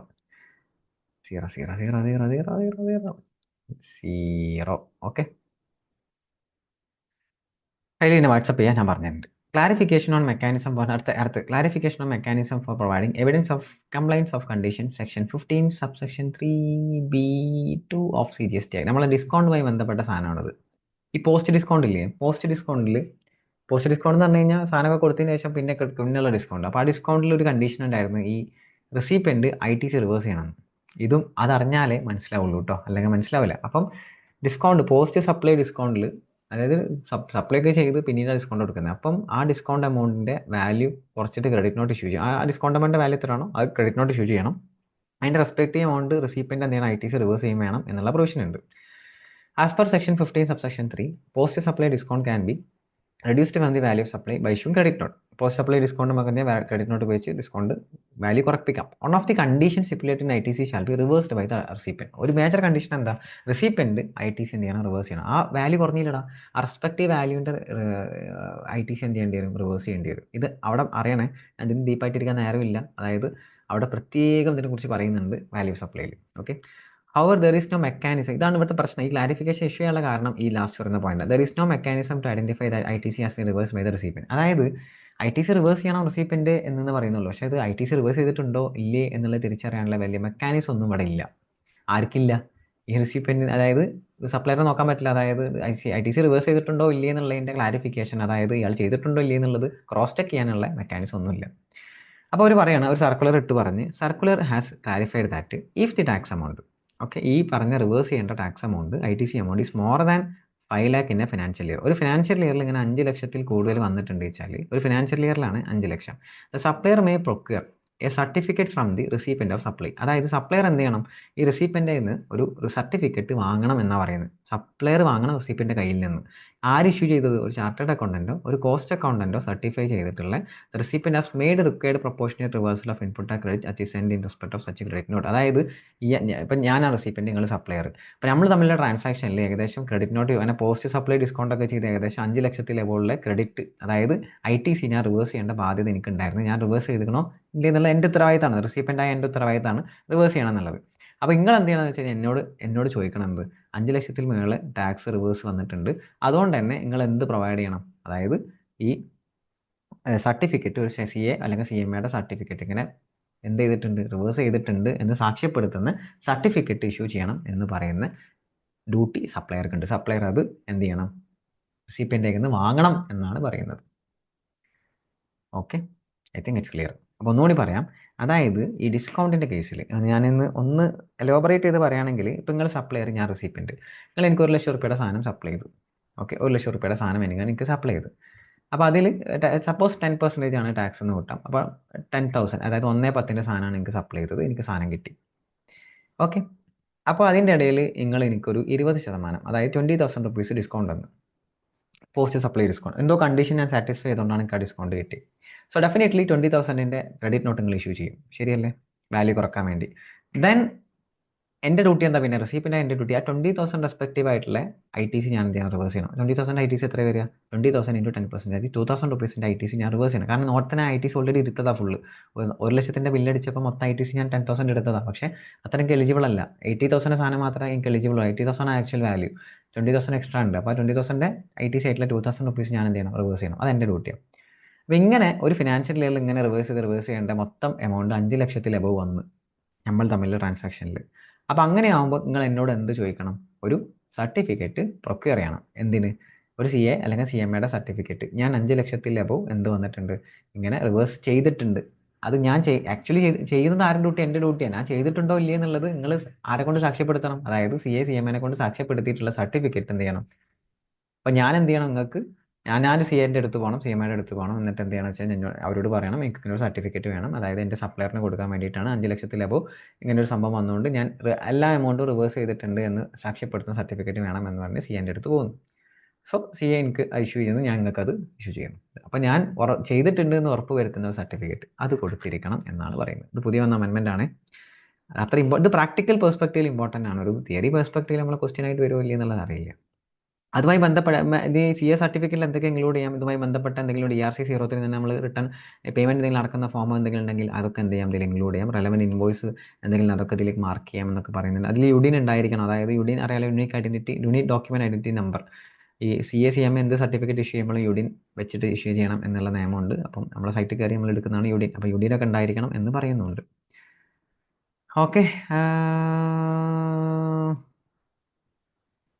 ഇനി 5 ലക്ഷം എക്സീഡ് ചെയ്തിട്ടില്ലെങ്കിലോ? അപ്പം എന്ത് വേണ്ട, instead of CA CMA certificate supply ഇപ്പോൾ ഒരു undertaking certificate from the recipient due to such ആമി റിവേഴ്സ് ബൈങ്. അതായത് സ്വയം സെൽഫ് സർട്ടിഫൈഡ് മതി. ഇനിയിപ്പോൾ 5 ലക്ഷത്തിന് താഴെ എന്നുണ്ടെങ്കിൽ സപ്ലയർ എന്ത് ചെയ്യേണ്ട ആവശ്യമില്ല. അതായത് 5 ലക്ഷം ടാക്സ് ആട്ടാ പറയുന്നത്, സപ്ലൈ വാല്യൂ ഓഫ് സപ്ലൈ അല്ല. ടാക്സ് 5 ലക്ഷം. 5 ലക്ഷം താഴെയാണെങ്കിൽ CA CMA സർട്ടിഫിക്കറ്റിൻ്റെ ആവശ്യമില്ല. സ്വന്തമായിട്ട് അത് എന്ത് ചെയ്താൽ മതി, അവരേക്കൊന്ന് ഒരു സെൽഫ് ഡിക്ലറേഷൻ എടുത്താലും മതി എന്നാണ് പറയുന്നത്. ഓക്കെ, ഇത്രയും മതി. ഇമ്പാക്ട് അനാലിസിസ് ബൈ ഓതർ വേണ്ട. ഓക്കെ, സോ ആ പറഞ്ഞ കാര്യം ജസ്റ്റ് ഒന്ന് ഓർത്ത് വെക്കുക. ഈ പറഞ്ഞ സംഭവം 5 ലക്ഷത്തിന് മേലെ വരികയാണെന്നുണ്ടെങ്കിൽ ടാക്സ് റിവേഴ്സ് ചെയ്യേണ്ട കേസ്, 5 ലക്ഷത്തിന് മുകളിൽ പോസ്റ്റ് ഡിസ്കൗണ്ട് കേസിൽ വരികയാണെന്നുണ്ടെങ്കിൽ CA CMA സർട്ടിഫിക്കറ്റ് സപ്ലയർ റിസീപ്പിനെ കൊണ്ട് വാങ്ങിക്കണം എന്ന് പറയുന്ന case. And next one, clarification on reversal of premium of life. ഇത് അത്ര ഇമ്പോർട്ടൻ്റ് അല്ല, ജസ്റ്റ് കേട്ടിരിക്കാം. അതായത് clarification on requirement of reversal of input tax credit in respect of portion of premium of life insurance which is not included in the taxable value. അതായത് insurance is an expense actually. അപ്പോൾ insurance ഈ value of സപ്ലൈയിൽ included ആയിട്ടില്ല എന്നുണ്ടെങ്കിൽ, insurance എമൗണ്ടിൻ്റെ premium value of സപ്ലൈയിൽ include ആയിട്ടില്ല എന്നുണ്ടെങ്കിൽ അവിടെ എന്തെങ്കിലും പ്രശ്നമുണ്ടോ എന്ന് റിലേറ്റഡ് ആയിട്ടുള്ള, ഇതൊരു കൺഫ്യൂസിങ് ആയിട്ട് ഞാൻ വായിച്ചപ്പോൾ എനിക്ക് കൺഫ്യൂസിങ് ആയിട്ട് എനിക്ക് തോന്നിയത്. അപ്പം ക്ലാരിഫിക്കേഷൻ വായിച്ചു നോക്കാം, നമുക്ക് ഒരുമിച്ച് അതിനെ ഡിസ്കസ് ചെയ്ത് ഫൈനലൈസ് ചെയ്യാം. Clarification is in regards to the treatment of amount of premium which is not included in the value of supply. അതായത് premium, insurance premium is an expense. ആ സപ്ലൈയുമായി റിലേറ്റ് ചെയ്തിട്ടുള്ള amount of premium value of സപ്ലൈയിൽ include ചെയ്തിട്ടില്ല, taxable പോർഷനിൽ അത് include ചെയ്തിട്ടില്ല. Okay, and the service of providing life insurance coverage neither nil. അതായത് ഈ പറഞ്ഞ ഇൻഷുറൻസ് എന്ന് പറയുന്ന സാധനം ഈ നില്ലായിട്ടുള്ളതോ അല്ലെങ്കിൽ എക്സംപ്റ്റഡ് ആയിട്ടുള്ള സാധനം ഒന്നുമല്ല. പക്ഷേ അത് എന്ത് ചെയ്തിട്ടില്ല, എക്സംപ്റ്റഡ് ഒന്നുമല്ല, ഒരു പോർഷൻ എക്സംപ്റ്റഡ് ഒന്നുമല്ല. അപ്പം some amount of consideration is not include in the value of taxable supply. അപ്പോൾ വാല്യൂ ഓഫ് സപ്ലൈയിൽ ഇത് ഇൻക്ലൂഡ് ചെയ്തിട്ടില്ല. ഈ ഒരു amount, insurance premium amount is not included in the value of supply. അതുകൊണ്ട് ഇറ്റ് കനോട്ട് ബി, ഇത് എന്ത് clarification ആണ് എനിക്ക് അറിയില്ല. അതുകൊണ്ട് it cannot be set that set portion of consideration becomes article to non taxable or exempt supply. അതുകൊണ്ട് ഇത് എന്തായിട്ട് ട്രീറ്റ് ചെയ്യാൻ പറ്റില്ല. ഇത് ഇപ്പോൾ വാല്യൂ ഓഫ് സപ്ലൈയിൽ ഇൻക്ലൂഡ് ചെയ്തിട്ടില്ല എന്ന് വിചാരിച്ചിട്ട് ഇത് എക്സംപ്റ്റഡ് ആണെന്നോ അല്ലെങ്കിൽ ഇത് നോൺ ടാക്സബിൾ ആണെന്നോ പറയാൻ പാടില്ല എന്നുള്ള ക്ലാരിഫിക്കേഷൻ. ഇതെന്ത് തേങ്ങയാ, അങ്ങനെ തന്നെ അല്ലേ? Okay, so I don't know why this clarification. ഇത് എനിക്ക് സത്യം പറഞ്ഞു കഴിഞ്ഞാൽ ആസ് എ ഫാക്കൽറ്റി എനിക്ക് വലിയ വ്യക്തമായില്ല ഈ ഒരു ക്ലാരിഫിക്കേഷൻ വരെ എന്താണ് ഈ സംഭവം ക്ലാരിഫിക്കേഷനോട് ഉദ്ദേശിച്ചത് എന്നുള്ളത് സത്യം പറഞ്ഞാൽ വ്യക്തമായില്ല. ഞാൻ മനസ്സിലാക്കുന്ന കാര്യം എന്താണെന്ന് വെച്ച് കഴിഞ്ഞാൽ പ്രീമിയം വാല്യൂ സപ്ലൈയിൽ ഇൻക്ലൂഡഡ് അല്ല വെച്ചാൽ അതിനർത്ഥം അതെന്തല്ല, നോൺ ടാക്സബിൾ എന്നോ എക്സം സപ്ലൈ എന്നോ അല്ല എന്ന് പറയാണ് ക്ലാരിഫിക്കേഷനിൽ. ഓക്കെ, അടുത്തത് പിന്നെയും കുഴപ്പമില്ല, ഇൻഷുറൻസ് റിലേറ്റഡ് ആയിട്ടുള്ള തന്നെ ഒരു ക്ലാരിഫിക്കേഷൻ ആണ്. ഇത് പിന്നെ മനസ്സിലാക്കാൻ പറ്റുന്ന വലിയ പ്രയാസമൊന്നുമില്ല. ഒരു നമ്മളെ പ്രാക്ടിക്കൽ സിറ്റുവേഷനിൽ സംഭവിക്കുന്ന റിലേറ്റഡ് ആയിട്ടുള്ള ഒരു ക്ലാരിഫിക്കേഷൻ നോക്കാം. The insurance companies which are engaged in the providing general insurance services in respect of insurance of motor vehicles insure the cost of repairs damages of motor vehicles incurred by the policy holder. അപ്പോൾ നമ്മൾ ഇത് vehicle related ആണ്. Vehicle related insurance എടുക്കുമ്പോൾ ഈ total damage വരാം. അതായത് total loss or constructive total loss or cash loss സംഭവിക്കാം. അതല്ലാന്നുണ്ടെങ്കിൽ പാർഷ്യൽ ലോസ് സിറ്റുവേഷൻ വരാം. അതായത് ചെറിയ ഡാമേജ് റിലേറ്റഡ് ലോസ് വരാം. അപ്പോൾ ഇവിടെ 2 കേസിലാണ് ഇൻഷുറൻസ് കമ്പനീസ് ഒന്ന് ചെയ്യുക. അതായത് സാൽവേജ് വാല്യൂ ഡിഡക്ട് ചെയ്യുന്ന കേസും ഉണ്ടാവും. അല്ലല്ലാന്നുണ്ടെങ്കിൽ ഇവരെന്ത് ചെയ്യുന്നത് വെച്ച് കഴിഞ്ഞാൽ സാൽവേജ് വാല്യൂ ഡിഡക്ട് ചെയ്യുക, അതായത് ഫുൾ സെറ്റിൽമെൻറ്റ് നടത്തും. ഡിഡക്ഷൻ ഈ സാൽവേജ് വാല്യൂ ഒന്നും ഡിഡക്ട് ചെയ്യില്ല. അതായത് സാധനത്തിൻ്റെ വാല്യൂ ഒന്നും ഡിഡക്ട് ചെയ്യാതെ ഫുൾ സെറ്റ്. അപ്പോൾ എക്സാമ്പിൾ നോക്കാം, അതായിരിക്കും നല്ലത്. Okay, any deduction made by the insurance company from the final claim amount paid to the insured is in the form of deductibles which is pre-decided and mutually agreed by the insured and insurer while signing the insurance contract. The deduction of the value of salvage from the insurance settlement amount is as the terms of the insurance contract and cannot be said to be consideration for any supply being made by the insurance company. Accordingly, in such cases, there does not appear to be any supply of salvage by the insurance company. As such, there does not appear to any liability under GST on the part of insurance company. അതായത് ഇപ്പോൾ insurance നമ്മളെടുത്ത് ഒരു വണ്ടീൻ്റെ മുകളിൽ total ലോസായി. അപ്പം അവിടെ നമ്മൾ settlement amount കൊടുക്കുമ്പം ആ വണ്ടിയുടെ സാൽവേജ് വാല്യൂ മൈനസ് ചെയ്തിട്ടേക്കാരം ചിലപ്പോൾ ആ സെറ്റിൽമെൻറ്റ് എമൗണ്ട് കൊടുക്കുക. ഒരു കേസ്. രണ്ടാമത്തെ കേസ് അങ്ങനെയൊന്നുമില്ല, ടോട്ടൽ വണ്ടിയുടെ IDV ടോട്ടൽ വാല്യൂ എത്രയാണോ അത് കംപ്ലീറ്റ്ലി അങ്ങോട്ട് സെറ്റിൽ ചെയ്യുന്ന കേസും ഉണ്ടാവും. രണ്ട് കേസാണ് ഇവിടെ ഉണ്ടാവും. ഇവിടെ ആദ്യത്തെ പറഞ്ഞ കേസ് സാൽവേജ് വാല്യൂ മൈനസ് ചെയ്തിട്ടാണ് കൊടുക്കുന്നത് എന്ന് പറഞ്ഞ കേസ്. ഒരു എക്സാമ്പിൾ താഴെയുണ്ട്, അത് നോക്കിയാൽ ഒന്നും കൂടി വ്യക്തമാവും. അപ്പോൾ ഇവിടെ GST ഇംപ്ലിക്കേഷൻ എന്ന് പറഞ്ഞാൽ സാൽവേജ് വാല്യൂവിൻ്റെ മുകളിൽ എന്തെങ്കിലും GST ഇംപ്ലിക്കേഷൻ വരുമോ എന്നുള്ളതാണ് ഇവിടുത്തെ നമ്മളുടെ ചോദ്യമായിട്ട് കിടക്കുന്നത്. For example, if the bike has been insured, the bike was purchase at the price of 80,000 റുപ്പീസിനാണ് ബൈക്ക് പർച്ചേസ് ചെയ്തത്. ബൈക്ക് ഡാമേജ് ആയി ആഫ്റ്റർ 1 ഇയർ ഇൻ ആക്സിഡന്റ്. ആ റിക്കവർ വാല്യൂ, എന്നാൽ സാൽവേജ് വാല്യൂ 10,000 ഉള്ളൂ, റിക്കവർ ചെയ്യുന്ന വാല്യൂ 10,000 ഉള്ളൂ. Okay, the insurance terms is to depreciate bike by 20% every year. ഇൻഷുറൻസിൻ്റെ terms അനുസരിച്ച് ബൈക്കിൻ്റെ ഡിപ്രീസിയേഷൻ 20% ആണ്. അപ്പോൾ വാല്യൂ ഓഫ്, അപ്പോൾ 1 ഇയർ കഴിഞ്ഞാൽ എത്രയ്ക്കാരം വാല്യൂ ഉണ്ടാവുക? 64 ആണ്. 80 minus 20% that is equal to 64. Okay, 64,000. Further since recover value was 10,000. അപ്പം ഇതിൻ്റെ സാൽവേജ് വാല്യൂ എത്രയാവുമല്ലോ? ഡാമേജ് കഴിഞ്ഞപ്പോൾ സാൽവേജ് വാല്യൂ എത്രയാണ്? 10,000 ആണ്. അതിൻ്റെ ആക്ച്വൽ WDV എത്രയാണ്? 64 ആണ്. Insurance company will settle the amount. ഇവിടെ ഇൻഷുറൻസ് കമ്പനി സെറ്റിൽ ചെയ്യുന്ന എത്രയ്ക്കാരം? ഈ 64 നിന്ന് സാൽവേജ് വാല്യൂയില്ല 10,000 കുറച്ച് ബാക്കി 54 ഇൻഷുറൻസ് എന്ത് ചെയ്യും? സെറ്റിൽ ചെയ്യും. If 10,000 were paid short than determined value, it will not be treated as supply. ഈ 10,000 കുറക്കുന്നത് എന്തല്ല, അതൊരു സപ്ലൈ ആയിട്ട് ട്രീറ്റ് ചെയ്യാൻ പറ്റില്ല. ഇവിടെ GST വരില്ല, സാൽവേജ് വാല്യൂവിൻ്റെ മുകളിൽ GST വരില്ല എന്നാണ് പറയുന്നത്. അപ്പം ഇവിടെ ചോദ്യം എന്താണ്? അതായത് ആ സാൽവേജ് വാല്യൂ, ആ ബൈക്കിൻ്റെ സാൽവേജ് വാല്യൂവിൻ്റെ മുകളിൽ ആ സാൽവേജ് വാല്യൂ കുറക്കുന്നത്, ആ സാൽവേജ് വാല്യൂ ഡിറ്റർമിൻ ചെയ്ത് 10,000, അപ്പോൾ അത് കുറക്കുന്നത് ഒരു സപ്ലൈ ആയിട്ട് ട്രീറ്റ് ചെയ്യാൻ പറ്റുമോ എന്ന് ചോദിക്കുന്നത്. അത് സപ്ലൈ ആയിട്ട് ട്രീറ്റ് ചെയ്യാൻ പറ്റില്ല. അപ്പം ഇനി ഇത് മനസ്സിലാവണമെങ്കിൽ ഇതെന്താ ഇങ്ങനെ എന്ന് ചിന്തിക്കുമ്പോൾ അടുത്തത് നോക്കുമ്പോൾ മനസ്സിലാവും. ഇനി ഇതേ എക്സാമ്പിൾ തന്നെ താഴെ ഒരു കേസിൽ വരുന്നുണ്ട്, നോക്കാം. അതായത് if the bike has bin ഇൻഷൂർഡ്, the bike was purchase at 80,000. Okay, damage ആയി 1 വർഷത്തിന് ശേഷം 10,000 ആണ് അതിൻ്റെ value, means after damage. Insurance terms 20% every year ആയപ്പോൾ 64,000, അഗൈൻ 64,000 ആണ്. Insurance company settle the full value is ₹64,000. അപ്പോൾ ഇൻഷുറൻസ് എന്ത് ചെയ്തു? അതായത് ഈ കേസിൽ, രണ്ടാമത്തെ കേസിൽ 80,000 ആയിരുന്നു വാല്യൂ, 20% ഡിപ്രീഷൻ, 64,000 WDI, 10,000 ആണ് അതിൻ്റെ സാൽവേജ് വാല്യൂ, ബൈക്കിൻ്റെ സാൽവേജ് വാല്യൂ. അപ്പം ഇൻഷുറൻസ് 64,000 കംപ്ലീറ്റ്ലി സെറ്റിൽ ചെയ്തു. കംപ്ലീറ്റ്ലി ഇൻഷുറൻസ് 64,000 സെറ്റിൽ ചെയ്തു. ആൻഡ് റീറ്റെയിൻസ് ദി ബൈക്ക് ആര് റീറ്റെയിൻ ചെയ്തത്? ഇൻഷുറൻസ് കമ്പനി റീറ്റെയിൻ ചെയ്തു. ഓക്കെ, അപ്പോൾ ഇവിടെ സാൽവേജ് വാല്യൂ മൈനസ് ചെയ്തിട്ടില്ല, ബൈക്കിൻ്റെ വാല്യൂ അടക്കം കൊടുത്തിട്ടുണ്ട്. 64,000 കംപ്ലീറ്റ്ലി ഇയാളെ സെറ്റിൽ ചെയ്ത് ആൻഡ് റീറ്റെയിൻസ് ദി ബൈക്ക്. ഇത് ഇമ്പോർട്ടൻസ് ആണ്, ഇൻഷുറൻസ് കമ്പനി ബൈക്ക് റീറ്റെയിൻ ചെയ്തിട്ടുണ്ട്. എന്നിട്ട് ഈ ഇൻഷുറൻസ് കമ്പനി ബൈക്ക് എടുത്തിട്ട് കൊണ്ടുപോകുമോ? ഇല്ല, അത് സെൽ ചെയ്യൂലേ. Insurance company sells the bike and recovers 10,000 അല്ലേ. ഇൻഷുറൻസ് കമ്പനി ഈ പറഞ്ഞ ബൈക്ക് വിൽക്കും, 10,000 റുപ്യക്ക് വിൽക്കും, റിക്കവർ ചെയ്യും. അവിടെ അതൊരു ഔട്ട്വേർഡ് സപ്ലൈ ആണ്. ഇൻഷുറൻസ് കമ്പനി ആ സാൽവേജിൻ്റെ വാല്യൂവിൻ്റെ മുകളിൽ എന്ത് കൊടുക്കേണ്ടി വരും? GST കൊടുക്കേണ്ടി വരും. ഇതാണ് കേസ്. അപ്പം ചുരുക്കി പറയാം ഈ കേസ് കേട്ടോ. രണ്ട് കേസാണ് ഇൻഷുറൻസിൻ്റെ കേസിൽ. ഒരു മോട്ടോർ വെഹിക്കിളിൻ്റെ കേസിൽ ഇൻഷുറൻസ് എടുത്തു കഴിഞ്ഞാൽ ഒന്ന് സാൽവേജ് വാല്യൂ, ഒരു ടോട്ടൽ ലോസ് സംഭവിച്ചു കഴിഞ്ഞാൽ സാൽവേജ് വാല്യൂ മൈനസ് ചെയ്തിട്ടേക്കാരം ചിലപ്പോൾ എന്ത് ചെയ്യുക? കൊടുക്കുക. സാൽവേജ് വാല്യൂ മൈനസ് ചെയ്യാതെയും ചിലപ്പം കൊടുക്കും. ആ ബൈക്ക് റീറ്റെയിൻ ചെയ്യും, ആ വെഹിക്കിൾ റീറ്റെയിൻ ചെയ്ത് സാൽവേജ് വാല്യൂ മൈനസ് ചെയ്യാതെയും കൊടുക്കും. സാൽവേജ് വാല്യൂ മൈനസ് ചെയ്ത് കൊടുക്കുകയാണെന്നുണ്ടെങ്കിൽ അവിടെ എന്ത് വരില്ല? GST ഇംപ്ലിക്കേഷൻ ഒന്നുമില്ല, കാരണം സാധനം അവർക്ക് കൊടുക്കുന്നുണ്ട്, റീറ്റെയിൻ ചെയ്യുന്നൊന്നുമില്ല. സാൽവേജ് വാല്യൂ എത്രയാണോ മൈനസ് ചെയ്ത് ബാക്കി എമൗണ്ട് അവർക്ക് എന്ത് സെറ്റിൽ ചെയ്യുന്നുണ്ട്. രണ്ടാമത്തെ കേസ് ആ സാധനം റീറ്റെയിൻ ചെയ്ത്, അതായത് മോട്ടോർ വെഹിക്കിൾ റീറ്റെയിൻ ചെയ്ത് സാൽവേജ് വാല്യൂ മൈനസ് ചെയ്യാതെ ഫുൾ എമൗണ്ട്, ഫുൾ വാല്യൂ ആണ് എന്ത് ചെയ്യുന്നത്? അയാൾക്ക് സെറ്റിൽമെൻ്റ് ആയിട്ട് കൊടുക്കുന്നത്. ആ കേസിൽ റീറ്റെയിൻ ചെയ്ത മോട്ടോർ വെഹിക്കിൾ തിരിച്ച് വിൽക്കുമ്പോൾ, അതായത് പിന്നീട് സെല്ല് ചെയ്യുമ്പോൾ അവിടെ അതൊരു സപ്ലൈ ആണ്, അവിടെ ടാക്സ് ഇംപ്ലിക്കേഷൻ വരും, GST അടക്കേണ്ടി വരും എന്നാണ് ഇപ്പോൾ പറഞ്ഞതിൻ്റെ സംഭവം. So this is completely applicable to whom? Insurance companies. Okay, so this is more important from the practical perspective. Theory perspective ഇതിന് ഇമ്പോർട്ടൻസ് ഐ തിങ്ക് കുറവായിരിക്കാം. Okay, so that's all about in case of value of supply. ഇനി നമുക്ക് പഠിക്കാനുള്ള area place of supply. Place of സപ്ലൈയിലെ ആദ്യത്തെ സംഭവം നിങ്ങൾക്ക് കുറേ ഫെമിലിയർ ആയിട്ടുള്ള ഒരു സാധനമാണ്. നമ്മൾ ഇ-കൊമേഴ്സ് ഫ്ലിപ്കാർട്ടിനൊക്കെ സാധനം വാങ്ങുമ്പോൾ ഉള്ള കേസുമായി ബന്ധപ്പെട്ടിട്ടുള്ള ഒരു ക്ലാരിഫിക്കേഷൻ ആയിരുന്നു. എന്താണെന്നുള്ളത് നോക്കാം. അപ്പം ഈ ക്ലാരിഫിക്കേഷൻ ബാക്ക്ഗ്രൗണ്ട് ഞാൻ പറഞ്ഞു, ഈ ഫ്ലിപ്കാർട്ട് റിലേറ്റഡ് ആണ്. അപ്പോൾ ജസ്റ്റ് ഒന്ന് വായിച്ചിട്ട് ഒന്ന് എക്സ്പ്ലെയിൻ ചെയ്യാം. Trade and industry sought clarification for place of supply of goods, particularly being supplied through e-commerce platform to unregistered person where billing address is different from the address of delivery of goods. അതൊക്കെ വായിക്കുന്നതിന് മുമ്പ് നമുക്ക് ഈ example നോക്കാം. If mister A is gifting something to Mr. B by setting goods through Amazon, then he would ask the bill raised to be in the name of in his name. However, shipping address would be that of B. So in this case, place of supply being asked. അതായത് എടാ, ഈ bill to shift മോഡലില്ലേ, bill to shift model എന്താ എന്നുള്ളത് നിങ്ങൾക്ക് അറിയാൻ തോന്നുന്നു. അത് അൺരജിസ്റ്റേർഡിൻ്റെ കേസിൽ വന്നാൽ എങ്ങനെ ഉണ്ടാവും? ആ ഒരു കേസാണ് അവിടെ പറയുന്നത്. അതായത് നിങ്ങൾ എന്ത് ചെയ്ത്, നിങ്ങളെ കാമുകിക്ക്, ഓക്കെ, നിങ്ങളെ കാമുകിക്ക് അല്ലെങ്കിൽ നിങ്ങളെ കാമുകന് അപ്പോൾ വാലന്റൈൻസ് ഡേക്ക് അന്ന് നമുക്കത് ചിത്രം ഉണ്ടാക്കാം. വാലന്റൈൻസ് ഡേക്ക് നിങ്ങൾ സ്ഥലത്തില്ല, അപ്പോൾ നിങ്ങൾക്ക് സാധനം ഓർഡർ ചെയ്ത് കൊടുക്കണം. അപ്പോൾ നിങ്ങൾ എന്ത് ചെയ്യും? ആമസോണിൽ കയറി സാധനങ്ങൾ ഓർഡർ ചെയ്യും. ആരുടെ പേരിലേക്കാണ് ഓർഡർ ചെയ്യുക? നിങ്ങളെ പേരിൽ. അതായത് ബില്ലിംഗ് അഡ്രസ്സ് ആരുടെ പേരിലോ? നിങ്ങളെ പേരിൽ. അങ്ങനെ വിചാരിക്ക്, ബില്ലിംഗ് നിങ്ങളെ പേരിൽ, ഷിപ്പിംഗ് ആരുടെ പേരിലാ?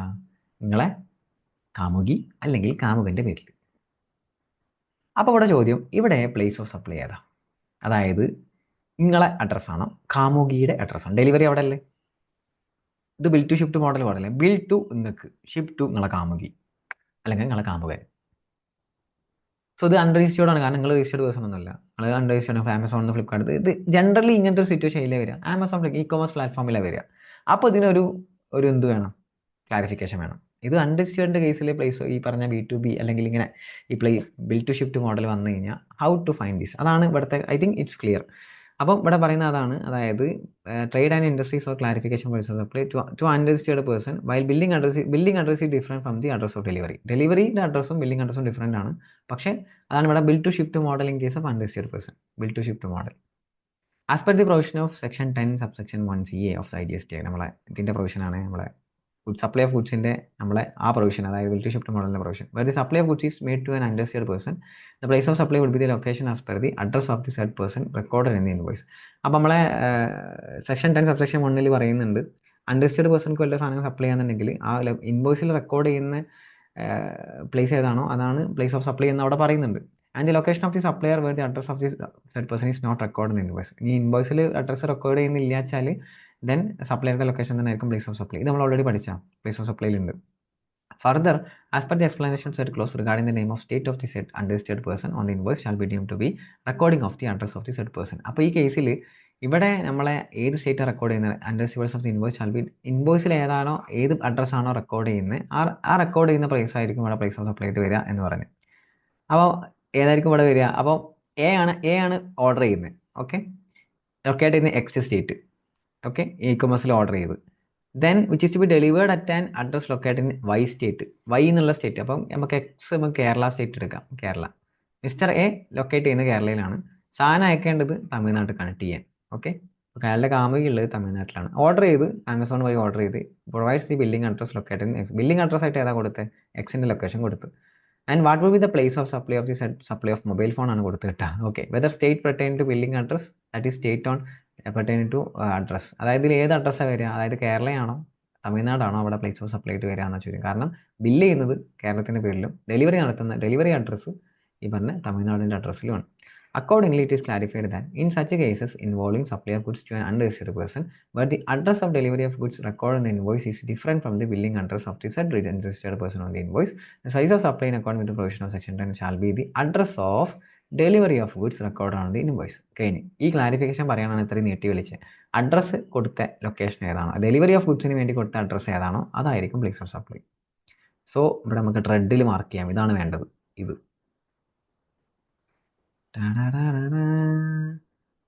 Okay, that is state Y ആയിരിക്കും ഇവിടെ പ്ലേസ് ഓഫ് സപ്ലൈ ആയിട്ട് വരിക എന്നുള്ള കാര്യം.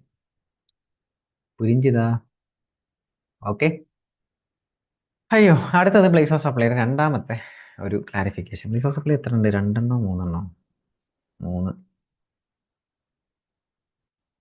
4 4 രണ്ടാമത്തെ നോക്കാം.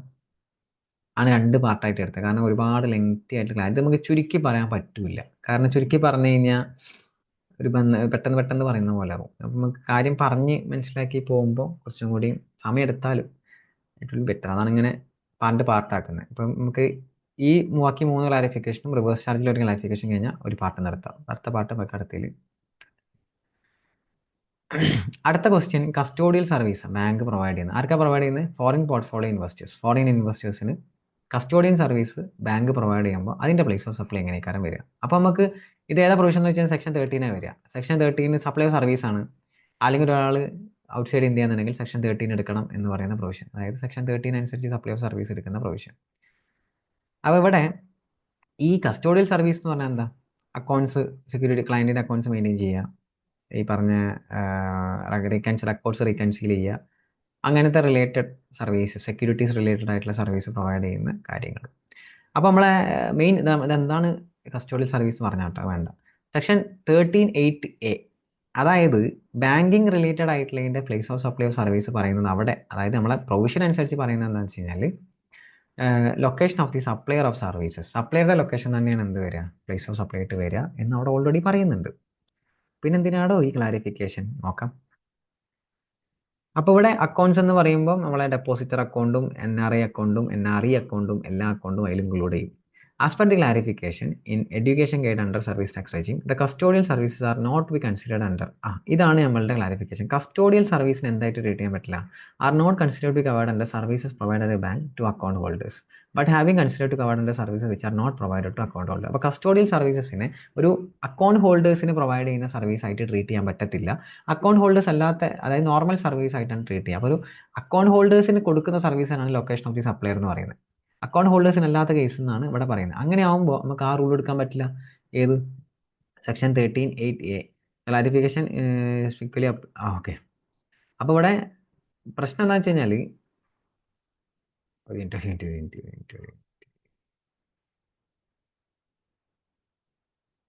ഓക്കെ, ഇവിടെ പ്രശ്നം എന്ന് വെച്ച് കഴിഞ്ഞാൽ ഇവിടെ അക്കൗണ്ട് ഹോൾഡർ വെച്ചാൽ അക്കൗണ്ട് ഹോൾഡേഴ്സിന് ഇവിടെ കണ്ടോ, ഇതാണ് നോക്കേണ്ടത്. അതായത് ഈ 13(8) അനുസരിച്ച് പറയുന്നത് ഒരു ഫിനാൻഷ്യൽ ഇൻസ്റ്റിറ്റ്യൂഷൻ അല്ലെങ്കിൽ നോൺ ബാങ്കിങ് അല്ലെങ്കിൽ ബാങ്കിങ് കമ്പനി അക്കൗണ്ട് ഹോൾഡേഴ്സിന് പ്രൊവൈഡ് ചെയ്യാന്നുണ്ടെങ്കിൽ location of the supply service.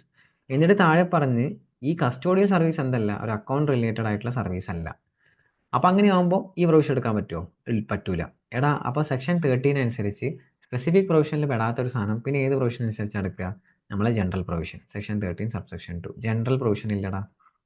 അതായത് place of supply of service not be determined under section 18A അനുസരിച്ചല്ല നോക്കുക. ഡിഫോൾട്ട് പ്രൊവിഷൻ, അതായത് നമ്മളെ ജനറൽ പ്രൊവിഷൻ സെക്ഷൻ 13 സബ്സെക്ഷൻ 2 അനുസരിച്ചാണ് നോക്കുക എന്ന് പറഞ്ഞു. ഓക്കെ, അപ്പോൾ കസ്റ്റോഡിയൽ സർവീസസ് പ്രൊവൈഡ് ചെയ്യുകയാണെങ്കിൽ സെക്ഷൻ 13 സബ്സെക്ഷൻ 2 ജനറൽ പ്രൊവിഷൻ നോക്കിയാൽ മതി. ബാങ്കിങ് റിലേറ്റഡ് സർവീസിൽ അത് വരില്ല എന്നുള്ളതാണ് നമ്മളുടെ final conclusion. Okay, next clarification 3 advertisement services provided to foreign clients. ഇതെന്താ വിഷയം എന്ന് വെച്ച് കഴിഞ്ഞാൽ ഫോറിൻ ക്ലയൻസിന് ഇന്ത്യയിൽ അഡ്വർടൈസ് ചെയ്യണം. അപ്പോൾ ഇന്ത്യൻ അഡ്വർടൈസിങ് കമ്പനി ഉണ്ടാവും, പിന്നെ ഒരു മീഡിയ കമ്പനി വേണ്ടേ, മീഡിയ കമ്പനി ഉണ്ടാവും. അപ്പോൾ ഇവിടെ ട്രാൻസാക്ഷൻ എന്ന് പറഞ്ഞ 2 അഗ്രിമെൻ്റ് ഉണ്ടാവുക. ഒന്ന്, ഈ ഫോറിൻ കമ്പനിയും അഡ്വർടൈസ്മെന്റ് കമ്പനിയും തമ്മിലൊരു സപ്ലൈ റെസിപ്പിൻ്റ്. ഇവിടെ റെസിപ്പിൻ്റ് ആരാ? Foreign company. അഡ്വർടൈസ്മെന്റ് കമ്പനി ആരാ? സപ്ലയർ. ഈ അഡ്വർടൈസിംഗ് കമ്പനി അഡ്വർടൈസ്മെന്റ് കൊടുക്കുന്നത് ആർക്കായിരിക്കും? മീഡിയ കമ്പനിക്കായിരിക്കും. മീഡിയാസ് അവർ തമ്മിലൊരു അഗ്രിമെൻ്റ് ഉണ്ടോ? ആ കേസിൽ സപ്ലയർ ആരാ? മീഡിയ. റെസിപ്പിൻ്റ് ആരാ? Advertising company. ഇതാണ് നമ്മളുടെ സിനാരിയോ. ഇവിടെ പ്രശ്നം എന്താ വെച്ച് കഴിഞ്ഞാൽ നമ്മളെ ഒരു പാർട്ടി ഇതിൽ ആരാ? ഫോറിൻ കമ്പനിയാണ്. അപ്പോൾ ഇവിടെ ഓരോ ക്വറി ചോദിക്കുകയാണ്, അതിൻ്റെ ക്ലാരിഫിക്കേഷൻ ഇടുന്നുണ്ട്. Okay, whether the advertising company can be considered as an intermediary between foreign client and media owners. അപ്പം ഇവിടെ ഫസ്റ്റ് ചോദ്യം ചോദിക്കുന്നത് ഈ അഡ്വർടൈസിംഗ് കമ്പനീനെ ഒരു ഇന്റർമീഡിയറി ആയിട്ട് ഇവിടെ ട്രീറ്റ് ചെയ്യാൻ പറ്റുമോ? അതായത് ഇടനിലക്കാരനാണോ അഡ്വർടൈസിംഗ് കമ്പനി? കാരണം ഈ ഫോറിൻ കമ്പനിനെയും മീഡിയ കമ്പനിനെയും മുട്ടിച്ചെടുക്കുന്ന ആളല്ലേ അഡ്വർടൈസിംഗ് കമ്പനി എന്ന് പറയാൻ പറ്റുമോ എന്നാണ് ചോദിക്കുന്നത്. ക്ലാരിഫിക്കേഷൻ നല്ല ക്വസ്റ്റ്യൻ അല്ലേ? നല്ല ക്വസ്റ്റ്യൻ ആണ്. ഓക്കെ, അപ്പോൾ സെക്ഷൻ 13(8) ഇന്റർമീഡിയറി സർവീസിന്റെ പ്ലേസ് ഓഫ് സപ്ലൈ പറയുന്നുണ്ട്. അപ്പോൾ അതിലോട്ട് ഇത് വരുമോ എന്നാണ് ഇത് ഇംപ്ലിക്കേറ്റ് ചെയ്യുന്നത്. ഇന്റർമീഡിയറി ആണെങ്കിൽ then place of supply will B as per section 13(8)(b) ആയിരിക്കും. അപ്പോൾ അതാണോ അല്ലേ എന്നാണ് നമ്മളിവിടെ നോക്കുന്നത്. ക്ലാരിഫിക്കേഷൻ പറയുന്നത് the advertising company is not acting as an agent. ഈ അഡ്വർടൈസ്മെന്റിന് ഏജന്റ് ആയിട്ടല്ല വർക്ക് ചെയ്യുന്നത്. But has been contract by the client to procure and provide certain services. ഇവർ തമ്മിൽ കോൺട്രാക്ട് ചെയ്തിട്ടുണ്ടോ? അതായത് ഫോറിൻ കമ്പനി പറഞ്ഞിട്ടുണ്ടാവും നിങ്ങൾക്ക് എന്ത് വേണമെങ്കിലും ചെയ്യാം, നിങ്ങൾക്ക് എങ്ങനെ ഇതിന് ഇതാക്കി ചെയ്യാം, ഇത്ര എമൗണ്ട് കോൺട്രാക്ട് വെച്ചിട്ടേക്ക് അവർ ചെയ്യുന്നത്. അല്ലെങ്കിൽ മുട്ടിച്ചു കൊടുക്കുന്ന പരിപാടി മാത്രമല്ല, അതായത് ഫോറിൻ കമ്പനി മീഡിയ കമ്പനീനെ മുട്ടിച്ചു കൊടുക്കുന്ന ഒരു ഏജൻസി സർവീസ് അല്ല ചെയ്യുന്നത്. മൊത്തം ഹാൻഡിൽ ചെയ്യുന്ന ആരായിരിക്കും? അഡ്വർടൈസ്മെന്റ് കമ്പനി തന്നെ ആയിരിക്കും. The advertising agency is providing service to client on its own account. അതെ, അഡ്വർടൈസിംഗ് കമ്പനി എന്ത് ചെയ്യുന്നത്? അഡ്വർടൈസിംഗ് ഏജൻസി ആയിട്ട് അവർ വർക്ക് ചെയ്തെടുത്തിട്ടാണ് എന്ത് ചെയ്യുന്ന കാര്യങ്ങൾ പ്രൊവൈഡ് ചെയ്യുന്നത്. അല്ലെങ്കിൽ മീഡിയ കമ്പനീൻ്റെ ഇടയിൽ നിൽക്കുകയല്ല ചെയ്യുന്നത്. Is involved in the main supply of advertising services, including resale of media space to the foreign client on the principal basis and retail. Does not fulfill intermediary. അപ്പോൾ intermediary അല്ല, അതായത് ഇടനിലക്കാരൻ എന്നുള്ള രീതിയിലല്ല നിൽക്കുന്നത്. അഡ്വർടൈസ്മെന്റ് കമ്പനി മീഡിയ കമ്പനിയിൽ നിന്ന് സാധനം എടുത്തിട്ട് അല്ലെങ്കിൽ അവിടെ നിന്ന് സ്പേസ് എടുത്തിട്ട് ഇത് സപ്ലൈ ചെയ്യുന്നത് ആരെന്നെയാണ്? അഡ്വർടൈസിംഗ് കമ്പനി തന്നെയാണ്. ഓക്കെ, അപ്പോൾ മീഡിയ കമ്പനീനെയും ഫോറിൻ കമ്പനീനെയും മുട്ടിച്ചു കൊടുക്കുന്ന ഒരു ഇന്റർമീഡിയറി അല്ല എന്നാണ് പറയുന്നത്. ഓക്കെ, അപ്പോൾ ആ കേസിൽ വരില്ല, ഇന്റർമീഡിയറി എന്നുള്ളതിൽ വരാൻ പറ്റൂല എന്നാണ് പറയുന്നത്. പിന്നെ വരുന്നത് whether representative of foreign client in India or the target audience of the advertisement India can be consider recipient. അതായത് ഈ ഫോറിൻ ക്ലയൻറ്റിൻ്റെ ഇന്ത്യയിലുള്ള റെപ്രസെൻറ്റേറ്റീവിനെയോ അല്ലെങ്കിൽ ഇന്ത്യൻ ഓഡിയൻസിനെ ഇതിനെ റെസിപ്പിയൻ്റ് ആയിട്ട് കണക്കാക്കാൻ പറ്റുമോ ഈ സർവീസിൻ്റെ? ഈ അഡ്വർടൈസ്മെന്റ് കമ്പനി പ്രൊവൈഡ് ചെയ്യുന്ന സർവീസിന്റെ recipient, actual recipient main foreign client ആണോ, അല്ലെങ്കിൽ ഫോറിൻ ക്ലയന്റിന്റെ വല്ല റെപ്രസെന്റേറ്റീവ് ആണോ, അല്ലെങ്കിൽ ആ ഫോറിൻ ക്ലയന്റിന് വേണ്ടി ഇന്ത്യൻ ഓഡിയൻസിനാണല്ലോ ഈ പരിപാടി ചെയ്ത് കൊടുക്കുന്നത്, ഇന്ത്യൻ ഓഡിയൻസ് ആണോ റെസിപ്പിയന്റ്, ആരാണ് ഇവിടുത്തെ യഥാർത്ഥ റെസിപ്പിയന്റ് എന്നാ ചോദിക്കുന്നത്. എന്ത് പൊട്ട ചോദ്യം, അതിനൊന്നും ചോദിക്കാനില്ല. ആരെ റെസിപ്പിയന്റ്, ആ ഫോറിൻ ക്ലയന്റ് തന്നെ റെസിപ്പിയന്റ് ആവുക, അല്ല വേറെ ആരും ആവില്ല. ഇന്ത്യൻ ഓഡിയൻസ് ഒക്കെ ഇങ്ങനെ റെസിപ്പിയന്റ് ആവുക ഇല്ല. The recipient of service means the person is liable to pay consideration. Consideration ആരോ പേ ചെയ്യുന്ന അയാളാണ് റെസിപ്പിയന്റ്. വേറെ consideration is payable for supply of goods or service or both. It is clarified that recipient of advertising company provided by the advertising company in such cases is foreign client and not the Indian representative of the foreign client based in India. ആരെന്നെയാണ് foreign client തന്നെയാണ് advertisement, foreign main client തന്നെയാണ് എന്ത് വരിക, അയാളുടെ consideration കൊടുക്കുക, അയാൾ തന്നെയാണ് recipient. ഓ, ഈ ചോദ്യത്തിന് ആവശ്യമില്ല. Okay, whether the advertising services provide by the advertising company to foreign client can be consider as performance based service. അപ്പോൾ അടുത്ത ചോദ്യം ചോദിക്കുകയാണ്, ഇതൊരു പെർഫോമൻസ് ബേസ്ഡ് സർവീസ് ആവുമെന്ന്. അതായത് സെക്ഷൻ 13(3) പറയുന്നുണ്ട്, ഗുഡ്സുമായി ബന്ധപ്പെട്ടിട്ട് ഒരു ഗുഡ്സിന്റെ മുകളിൽ എന്തെങ്കിലും സർവീസ് പ്രൊവൈഡ് ചെയ്ത് കൊടുക്കുകയാണെങ്കിൽ, അല്ലെങ്കിൽ ഒരു റെസിപ്പിയന്റ് ഡയറക്ട്ലി ഫിസിക്കൽ പ്രസൻസോട് കൂടിയിട്ട് വല്ല സർവീസ് ചെയ്ത് കൊടുക്കുന്ന ഒരു കേസൊക്കെ ആണെന്നുണ്ടെങ്കിൽ ദെൻ അത് പെർഫോമൻസ് ബേസ്ഡ് ആവും, സെക്ഷൻ 13 സബ്സെക്ഷൻ 3ക്ക് പോകും. അങ്ങനെയാണോ ഇത്? അതുമല്ല എന്നാണ് ഇതിന്റെ ഫൈനൽ കൺക്ലൂഷൻ. അതായത് supply of advertising does not require physical presence. Physical പ്രസൻസിന്റെ ആവശ്യം ഇവിടെ ഇല്ല. Okay, thus the set supply of service cannot be considered as covered under section 13(3). ആ 13(3)ലോട്ട് പോകില്ല. അങ്ങനെയാണ് ഇവിടെ പറയുന്നത്. അപ്പം ഓരോന്ന് ചെക്ക് ചെയ്യണം. അതായത് ഈ ക്ലാരിഫിക്കേഷൻ എന്ന് പറഞ്ഞാൽ തന്നെ അതാ, ഒരു ഡൗട്ട് വന്ന് അത് ക്രോസ് ചെക്ക് ചെയ്യണം ഓരോന്നൊക്കെ, ഇങ്ങനെയാണോ ഇങ്ങനെയാണോ ഇങ്ങനെയാണോ. അപ്പോൾ അതിനൊക്കെ ഉത്തരം കിട്ടുകയാണ് ഇതിങ്ങനെയല്ല, ഇന്റർമീഡിയറി അല്ല, ഇതിന്റെ റെസിപ്പിയന്റ് എന്ന് പറഞ്ഞാൽ ഫോറിൻ ക്ലയന്റ് തന്നെയാണ്. ഇത് പെർഫോമൻസ് ബേസ്ഡ് സെക്ഷൻ 13(3ക്ക് പോവോ ഇല്ല. അപ്പോൾ ഓരോന്നോരോന്ന് ഉത്തരം കണ്ടെത്തുകയാണ്. അയ്യോ, the price of supply advertising company being supply advertising company can only be determined as default provision. അപ്പോൾ ഇവിടെയും പറയുന്നത് എന്താ, പ്ലേസ് ഈ അഡ്വർടൈസിംഗ് കമ്പനിയുടെ കേസിൽ ടു എ ഫോറിൻ ക്ലയന്റിന്റെ കേസിൽ ഇവിടെ പ്രൈസ് ഓഫ് സപ്ലൈ ഏതനുസരിച്ച് എടുക്കുക, നമ്മൾ അഗെയിൻ ജനറൽ പ്രൊവിഷൻ, സ്പെസിഫിക്കലി ഒന്നും വരില്ല. നമ്മൾ അതാ നോക്കിയേ, സെക്ഷൻ 13(3), സെക്ഷൻ 13(8) വരുമോ ഇല്ല, 3 വരുമോ ഇല്ല, അപ്പോൾ പിന്നെ ഇതിലെ വരിക 2 വരും. എടാ, ഞാൻ ഇതിന്റെ ലോജിക്ക് മനസ്സിലായി, ക്ലാരിഫിക്കേഷൻ ഇടുന്നതിൻ്റെ. അതായത് ഇത് ഓരോന്നൊക്കെ ക്രോസ് ചെക്ക് ചെയ്ത് നോക്കുക, വരുമോ ഇല്ല ഇല്ല ഇല്ല ഇല്ല. അപ്പോൾ പിന്നെ നേരെ അവിടെ പോവും നമ്മളെ 13 ആൻഡ് എക്സ്പോർട്ട് ഓഫ് സർവീസ് ആയിട്ട് ഇതിനെ കൺസിഡർ ചെയ്യണം എന്നാണ് പറയുന്നത്. എക്സ്പോർട്ട് ഓഫ് സർവീസ് ഇവിടുന്ന് അഡ്വർടൈസ്മെന്റ് അങ്ങോട്ട് പ്രൊവൈഡ് ചെയ്യുന്ന പോലെയാണ് എന്നുള്ള രീതിയിൽ കൺസിഡർ ചെയ്യണം. ഫോറിൻ ക്ലയന്റ് അല്ലേ, ഇന്ത്യൻ കമ്പനി അല്ലേ. ആൻഡ് ദിസ് പോർഷൻ ഒന്ന് വായിച്ചു നോക്കിക്കൊണ്ടിട്ടാ. ഏജന്റ് ആവുകയാണെങ്കിൽ എന്താ ഉണ്ടാവുക എന്നുള്ള പോർഷനാണത്. അപ്പോൾ നമ്മൾ ഇന്റർമീഡിയറ്റ് ആയിട്ട് വരും എന്നാണ് ഞാൻ വായിക്കുന്നില്ലത്. അതായത് ഏജന്റ് ആവുകയാണെങ്കിൽ ഡെഫിനറ്റ്ലി സെക്ഷൻ 13(8)ക്ക് പോകും, ഇന്റർമീഡിയറി ആയി. അതായത് ഇടയിൽ മുട്ടിച്ചെടുക്കുന്ന പരിപാടിയാണ് ചെയ്യുന്നത്. ശരിക്കും അങ്ങനെയല്ല ചെയ്യുക. ഇനി അങ്ങനെയാണ് അഡ്വർടൈസിംഗ് കമ്പനി ഒരു ഏജന്റ് ആയിട്ടാണ് നിൽക്കുന്നത്, ദാറ്റ് മീൻസ് അവർ ഡയറക്ട്ലി ഓൺ സർവീസ് അല്ല പ്രൊവൈഡ് ചെയ്യുന്ന, മീഡിയ കമ്പനീന് ഡയറക്റ്റ് ഏൽപ്പിച്ചെടുക്കുന്ന പോലെ ഡയറക്ട്ലി മീഡിയ ഓണറിനെയാണ് ഫോറിൻ ക്ലയന്റിനായിട്ട് ബന്ധപ്പെടുന്നതെന്നുണ്ടെങ്കിൽ ദെൻ ഏജന്റായി മാറി അഡ്വർടൈസിംഗ് കമ്പനി. അങ്ങനെ ആകുമ്പോൾ ഇന്റർമീഡിയറി ആകുമ്പോൾ സെക്ഷൻ 13(8) അനുസരിച്ച് പോകും എന്ന് പറയുന്ന പ്രൊവിഷനാണ് ഇവിടെ. ജസ്റ്റ് വൺ ടൈം ഒന്ന് റീഡ് ചെയ്ത് കഴിഞ്ഞാൽ സാധനം മനസ്സിലാവും.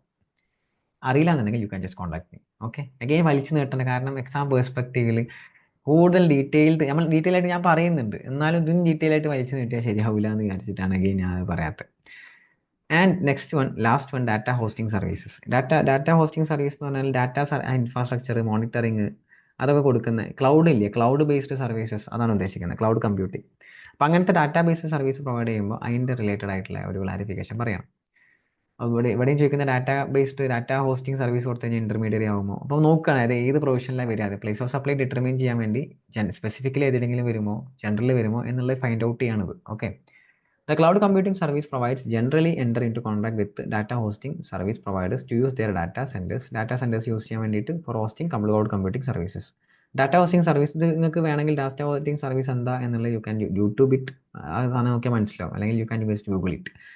ഇപ്പോൾ ക്ലൗഡ് കമ്പ്യൂട്ടിംഗിന് പ്രൊവൈഡ് ചെയ്യുന്ന പരിപാടികളൊക്കെയാണ് ഈ ഡാറ്റ ഹോസ്റ്റിംഗ് സർവീസ് എന്ന് പറയുന്നത്. Either on premises for data centre or operates data centre on leased premises, procures infrastructure and human resources, handle operation like infrastructure monitoring, IT management and equipment maintenance, etc. Provide the set supply of data hosting services to the cloud computing service providers. The data hosting service provider generally handles all aspects of data center like rent, software, hardware, infrastructure, power, net connectivity. എല്ലാതും അവിടെ ഉണ്ടോ. അതായത് cloud കമ്പ്യൂട്ടിങ്ങിന് വേണ്ടി use ചെയ്യാൻ വേണ്ടിയിട്ട് ഈ IT management അല്ലെങ്കിൽ infrastructure monitoring software എല്ലാം പ്രൊവൈഡ് ചെയ്യും. ഒരു ഡാറ്റ ഹോസ്റ്റിംഗ് പ്രൊവൈഡ് ചെയ്ത് കൊടുക്കുകയാണ്. Importantly, data hosting service provider do not deal with end users of customers of cloud computing, may not the end users. അതിൻ്റെ ഫൈനൽ കൺസ്യൂമേഴ്സ് ഇത് അറിയുന്നുണ്ടാവില്ല. Cloud computing അതായത് final consumers ഇത് അറിയില്ല. അപ്പോൾ ജസ്റ്റ് ഒരു platform എന്ത് ചെയ്യാൻ പ്രൊവൈഡ് ചെയ്ത് കൊടുക്കണം. അപ്പോൾ ഈ ഇന്റർമീഡിയറ്റ് സർവീസായി മാറുമോ ഇത്, ഈ ഡാറ്റ ഹോസ്റ്റിംഗ് സർവീസ് പ്രൊവൈഡ് ചെയ്യുന്നത് ഒരു ഇന്റർമീഡിയറ്റ് സർവീസ് ആണോ എന്നാണ് ചോദിക്കുന്നത്. ഓക്കെ, എന്തായിരിക്കും ഉത്തരം? ഇന്റർമീഡിയറി അല്ല എന്നേക്കാരം ഉത്തരം. The service provide data processing service to overseas cloud computing cannot be considered as intermediary service. അതൊരു ഇന്റർമീഡിയറ്റ് സർവീസ് അല്ല. അപ്പോൾ സെക്ഷൻ 13(8) അനുസരിച്ച് പോകില്ല. അപ്പോൾ അടുത്ത് ചോദിക്കുന്നത് പെർഫോമൻസ് ബേസ്ഡ് ആണോ, അതായത് ഡയറക്ട്ലി ഇവിടെ വേണോ എന്നുള്ള രീതിയിലാണോ എന്നാണ് ചോദിക്കുന്നത്. അതായത് പെർഫോമൻസ് ബേസ്ഡ് ആവുമോ? Data housing service on premises for data centre or operate centre independently handles monitors and data maintains data. Okay, അപ്പോൾ ഇൻഡിപെൻഡന്റ് അത് എന്ന് വെച്ചാൽ ഒരു ഫിസിക്കൽ അവൈലബിലിറ്റിയുടെ ആവശ്യം ഇവിടെ ഇല്ല. അപ്പോൾ അത് cannot be considered section 13. Performance based അല്ല എന്നാണ് ഫൈനലി എത്തുന്നത്. Cannot be considered to be on the said infrastructure make the physical availability. അപ്പം ഫിസിക്കൽ അവൈലബിലിറ്റി വരുന്ന രീതിയിലൊന്നും പെർഫോമൻസ് ബേസ്ഡ് ആയിട്ടുള്ള കാര്യങ്ങളൊന്നും ഇവിടെ ചെയ്യുന്നില്ല. അതുകൊണ്ട് തന്നെ സെക്ഷൻ 13(3) അനുസരിച്ച് വരില്ല. അപ്പോൾ അടുത്ത ചോദ്യം സെക്ഷൻ 13(4) അനുസരിച്ചോ? ഇമ്മൂവൽ പ്രോപ്പർട്ടി. കാരണം ഡാറ്റ ഹൗസിംഗ് സർവീസിൽ ഇമ്മൂവൽ പ്രോപ്പർട്ടി റിലേറ്റഡ് ആയിട്ട് എന്തെങ്കിലും വരുന്നുണ്ടോ? ഇമ്മൂവൽ പ്രോപ്പർട്ടി റിലേറ്റഡ് ആണെങ്കിൽ ഇമ്മൂവൽ പ്രോപ്പർട്ടി അവിടെ സിറ്റുവേറ്റ് ചെയ്തിട്ടുള്ള അതാണ് അതിൻ്റെ പ്ലേസ് ഓഫ് സപ്ലൈ എന്ന് പറയുന്നുണ്ട്. അപ്പം അങ്ങനെ എന്തെങ്കിലും വരുമോ എന്നാണ് ചോദിക്കുന്നത്. അതിൻ്റെ ഉത്തരം എന്തായിരിക്കും? എല്ലാന്നായിരിക്കും. Data housing service are not passive supply of service directly in respect of immovable property. ഒരു ഇമ്മൂവൽ പ്രോപ്പർട്ടി റിലേറ്റ് ചെയ്തിട്ടുള്ള ഒരു സർവീസ് ഒന്നല്ല അവിടെ പ്രൊവൈഡ് ചെയ്യുന്നത്. But are regarding supply of comprehensive service. Accordingly it is clarified that in such a scenario data housing service cannot be considered as service provide in relation to immovable property. അപ്പോൾ immovable property related ആയിട്ടുള്ള physical പ്രൊമൈസുമായി relate ചെയ്തിട്ടുള്ള service ഒന്നല്ല. അതുകൊണ്ട് section 13 subsection 4 അനുസരിച്ച് വരില്ല. ഇതൊന്നും അനുസരിച്ച് വരില്ലെങ്കിൽ പിന്നെ സ്പെസിഫിക്കൽ വരില്ലെങ്കിൽ പിന്നെ എവിടെ നേരെ പോകും? നേരെ പോകുന്നത് ഏതായിരിക്കും? സെക്ഷൻ 13 സബ്സെക്ഷൻ 2, അതായത് നമ്മുടെ ജനറൽ പ്രൊവിഷനിലോട്ട് നേരെ പോകും. അപ്പോൾ ജനറൽ പ്രൊവിഷൻ അനുസരിച്ചാണ് നമ്മൾ പിന്നെ എന്ത് ചെയ്യേണ്ടത് നോക്കണ്ടേ. That's all. ഓക്കെ, നെക്സ്റ്റ് വരുന്നത് റിവേഴ്സ് ചാർജ് മെക്കാനിസം. അപ്പോൾ നമ്മൾ പ്ലേസ് ഓഫ് സപ്ലൈയിൽ ഇമ്പോർട്ടൻ്റ് ആയിട്ടുള്ള വല്ല പ്രൊവിഷൻ ഏതെങ്കിലും പഠിച്ചോ? അപ്പോൾ അല്ല, ജസ്റ്റ് ക്ലാരിഫിക്കേഷൻസ് ആണ്. അപ്പോൾ പഠിച്ചതിലൊക്കെ വന്നാൽ എന്താ, ഒന്നിലും സ്പെസിഫിക്കലി വരുന്നില്ല. ഓക്കെ, നമുക്ക് ജനറൽ പ്രൊവിഷനിലോട്ടാണ് എല്ലാം തട്ടിയത്. Okay, just read it. Data hosting service എന്താണെന്നുള്ളത് ഒന്നുകൂടി മെയിൻ ചെയ്ത് ഒന്നുകൂടി, അതായത് എന്താപ്പോൾ ഞാൻ പറഞ്ഞുതരാം. ഡാറ്റ ഹോസ്റ്റിംഗ് സർവീസ് എന്ന് പറഞ്ഞു കഴിഞ്ഞാൽ ഈ ഡാറ്റ ഹോസ്റ്റ് ചെയ്യാൻ വേണ്ടിയിട്ട് ക്ലൗഡ് കമ്പ്യൂട്ടിംഗ് ഒക്കെ പറഞ്ഞു കഴിഞ്ഞാൽ നിങ്ങൾക്ക് മനസ്സിലാവുമോ? Just Google it. ഓക്കെ, അപ്പം എന്താ വെച്ച് കഴിഞ്ഞാൽ ഇങ്ങനെ ഇപ്പോൾ പറഞ്ഞുതരാം. Google it. ഓക്കെ, മനസ്സിലായില്ലെങ്കിൽ ചോദിക്കുക. എനിക്കത് കമ്പ്യൂട്ടർ ടെക്നിക്കൽ സാധനമാണ് അത്. ഇപ്പം പുറത്തുള്ള ഔട്ട്സൈഡ് ആയിട്ടുള്ള ഒരുപാട് ഓവർസീസ് ആയിട്ടുള്ള ആൾക്കാർ ഇന്ത്യയിൽ വല്ല ഡാറ്റ ഡിസ്ട്രിബ്യൂട്ട് ചെയ്യാനോ അല്ലെങ്കിലൊക്കെ വേണ്ടിയിട്ട് അവർക്കൊരു ഒരു അവർക്ക് മൊത്തം ഒരു ഫിസിക്കൽ ഒരു ഏരിയ എടുക്കാൻ പറ്റില്ല. അതായത് അതിൻ്റെ ആവശ്യമില്ല. അപ്പം ഇങ്ങനെ ഡാറ്റ മെയിൻറ്റെയിൻ ചെയ്യാൻ പറ്റുന്ന ഏതെങ്കിലും ടൈപ്പ് ഓഫ് ഇതിനെ കിട്ടുകയാണെങ്കിൽ അത് ഇവർ റെൻറ്റിന് എടുക്കും, അല്ലെങ്കിൽ അതിലൂടെ ഇവർ ഡാറ്റ ട്രാൻസ്മിറ്റ് ചെയ്യും. അപ്പോൾ അതാണ് ഡാറ്റ ഹോസ്റ്റിംഗ് സർവീസ് എന്ന് പറഞ്ഞു കഴിഞ്ഞാൽ.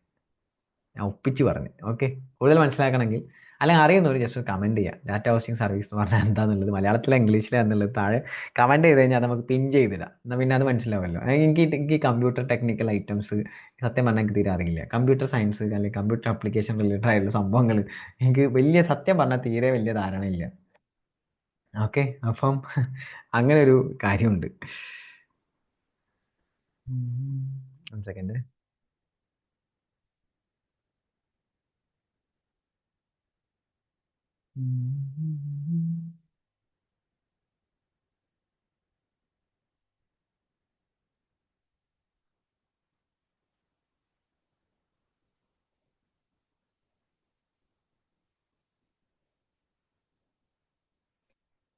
ഓക്കെ, സോ അത് അറിയുന്നവർ ജസ്റ്റ് ഒന്ന് താഴെ ഒന്ന് കോട്ട് ചെയ്താൽ നന്നായിരിക്കും. And last one, reverse charge. ഇന്നത്തെ ഈ പാർട്ടിൻ്റെ ലാസ്റ്റ് പാർട്ട്, റിവേഴ്സ് ചാർജ് മെക്കാനിസത്തിൽ വരുന്ന ഒരു major amendment, and it is very crucial and very important from the practical perspective.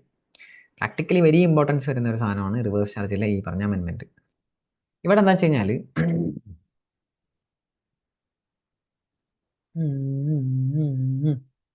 ഇതൊരു പുതിയ ഇൻസേർട്ട് ചെയ്തിട്ടുള്ള ഒരു ആർ സി എമ്മിലെ പ്രൊവിഷനാണ്. റെൻറ്റിങ്ങുമായി ബന്ധപ്പെട്ട കൊമേഴ്ഷ്യൽ പ്രോപ്പർട്ടി റെൻറ്റ് ചെയ്യുമ്പോൾ ആർ സി എം വരും എന്ന് പറയുന്ന ഒരു കേസ്. അതായത് അതായത്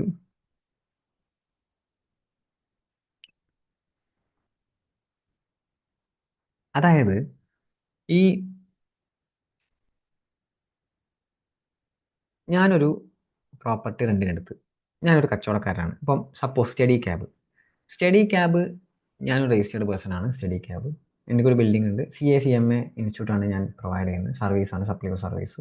ഇത് വാടകക്കാണ് ഈ പറഞ്ഞ ബിൽഡിംഗ് ഉള്ളത്. അപ്പോൾ ഞാൻ മന്ത്ലി വാടക കൊടുക്കണം. ശരിയല്ലേ? മന്ത്ലി ഞാൻ വാടക കൊടുക്കണം. വാടക കൊടുക്കുന്ന അയാൾ രജിസ്റ്റേർഡ് അല്ല. അതായത് land load GST registered person അല്ല. അപ്പം ഞാൻ വാടക മാത്രം കൊടുത്താൽ മതി, GST കൊടുക്കേണ്ട ആവശ്യമില്ല. ശരിയല്ലേ? ഓക്കെ, ഇങ്ങനെയായിരുന്നു സിനാരിയോ. പിന്നെ ഇവർ പറഞ്ഞെന്ത്, ഒരു പുതിയൊരു അതാണ് ഈ ക്ലാരിഫിക്കേഷൻ പറഞ്ഞ്. അതായത് ഇവിടെ സപ്ലയർ ആരാ? Land load. റെസിപ്പൻ്റ് ആരാ? ഞാൻ, സ്റ്റഡി ക്യാബ്. സപ്ലയർ അൺരജിസ്റ്റേർഡും റെസിപ്പൻറ്റ് രജിസ്റ്റേർഡും ആവുന്ന റെൻറ്റിംഗ് ഓഫ് കൊമേഴ്ഷ്യൽ ബിൽഡിങ്ങിൻ്റെ കേസിൽ റെസിപ്പൻറ്റ് റിവേഴ്സ് ചാർജ് ബേസിൽ ടാക്സ് അടക്കണം ഇൻ കേസ് ഓഫ് റെൻറ്റ് എന്നുള്ള ഒരു പ്രൊവിഷൻ വന്നു. അപ്പോൾ ഒന്ന് ആലോചിച്ച് നോക്കിയേ, ഞാൻ റെൻ്റ് അയാൾക്ക് കൊടുക്കും, ശരി, ആ റെൻറ്റിൻ്റെ ടാക്സ് എമൗണ്ട് ഞാൻ തന്നെ എന്ത് ചെയ്യണം, RCM വഴി അടക്കണം. എപ്പിടി സിനാരിയോ മനസ്സിലായോ? അതായത് റെൻറ്റ് ഞാൻ അടക്കണം, റെൻറ്റ് ഞാൻ അയാൾക്ക് കൊടുക്കും, അയാൾ സിനാരിയോ ഒന്ന് പോയി, അയാൾ GST രജിസ്റ്റേർഡ് ഒന്നല്ല, ആ റെൻറ്റിൻ്റെ എമൗണ്ട് 18%, അതിൻ്റെ 18% ടാക്സ് ഞാൻ RCM ആയിട്ട് ഞാൻ അടക്കണം. This is the scenario. അപ്പം ഇത് ശരിക്കും പറഞ്ഞു കഴിഞ്ഞാൽ ടാക്സ് വെറുതെ അല്ല. അപ്പം മൊത്തത്തിൽ പറഞ്ഞു കഴിഞ്ഞാൽ റെൻറ്റിൻ്റെ മുകളിൽ മൊത്തം ടാക്സ് ഒന്നുമില്ല. അപ്പം യെസ്, ഓഫ് കോഴ്സ്. ഇത് രണ്ടാളും അൺരജിസ്റ്റേർഡ് ആണെങ്കിലോ, സ്റ്റഡി ക്യാബ് അൺരജിസ്റ്റേർഡ്, അയാളും unregistered, so there is no scenario of tax. RCM വരാനുള്ള ചാൻസ് ഒന്നുമില്ല, ഒന്നും വരില്ല. ഇവിടെ ആകെ വരുന്നത് അപ്പോഴാണ് റെസിപ്പൻറ്റ് രജിസ്റ്റേർഡും സപ്ലയർ അൺരജിസ്റ്റേർഡ് ആകുമ്പോൾ റെൻറ്റിൻ്റെ കേസിൽ റെസിപ്പൻറ്റ് ടാക്സ് അടക്കണം in form of RCM. Supplier registered ആണെങ്കിലോ ഒന്നും നോക്കണ്ട, FCM. കാരണം സപ്ലയർ നമ്മളേക്കുന്ന റെൻറ്റിൻ്റെ കൂടെ എന്ത് കൂടി വാങ്ങും, ടാക്സ് കൂടി വാങ്ങും. സോ അവിടെ വേറെ സിനാരിയോ പ്രശ്നമൊന്നുമില്ല, മനസ്സിലാക്കുക. ഓക്കെ, അപ്പോൾ നമുക്ക് ആ ടാബിൾ നോക്കിയാൽ കുറച്ചും കൂടി വ്യക്തമായിട്ട് മനസ്സിലാവും. അതായത് റെസിഡൻഷ്യൽ പ്രോപ്പർട്ടിയാണ്. Okay, any person to registered person. ഇത് നമ്മൾ RCM സെക്ഷൻ 9 സബ്സെക്ഷൻ 3 ഓൾറെഡി പഠിച്ച റെസിഡൻഷ്യൽ ഡ്വെല്ലിംഗ് ഒരു സപ്ലയർ, അതായത് റെസിപ്പൻറ്റ് രജിസ്റ്റേർഡ് ആണെന്നുണ്ടെങ്കിൽ RCM വരും എന്നുള്ള കാര്യം. ഇനി ആ റെസിഡൻഷ്യൽ ഡ്വെല്ലിംഗ് തന്നെ ആ രജിസ്റ്റേർഡ് പ്രൊപ്പറേറ്റർഷിപ്പ് പർപ്പസിന് ആണെങ്കിൽ എക്സംപ്റ്റ് ആണെന്നുള്ളത് എക്സംഷനിലും നമ്മൾ പഠിച്ചിട്ടുണ്ട്. ഇത് രണ്ടും നമ്മൾ ഓൾറെഡി പഠിച്ചത്. ഇത് മൊത്തം റെൻറ്റിങ്ങിൻ്റെ മൊത്തം സമ്മറി ആട്ടോ, മൊത്തം summary. Okay okay okay okay okay ഇനി കൊമേഴ്ഷ്യൽ പ്രോപ്പർട്ടി. രജിസ്റ്റേർഡ് പേഴ്സൺ ആണ് സപ്ലയർ, റെസിപ്പൻറ്റ് രജിസ്റ്റേർഡ് ആണ്, ഒന്നും നോക്കണ്ട, FCM ആണ്, വേറെ പ്രശ്നമൊന്നുമില്ല, FCM വരും.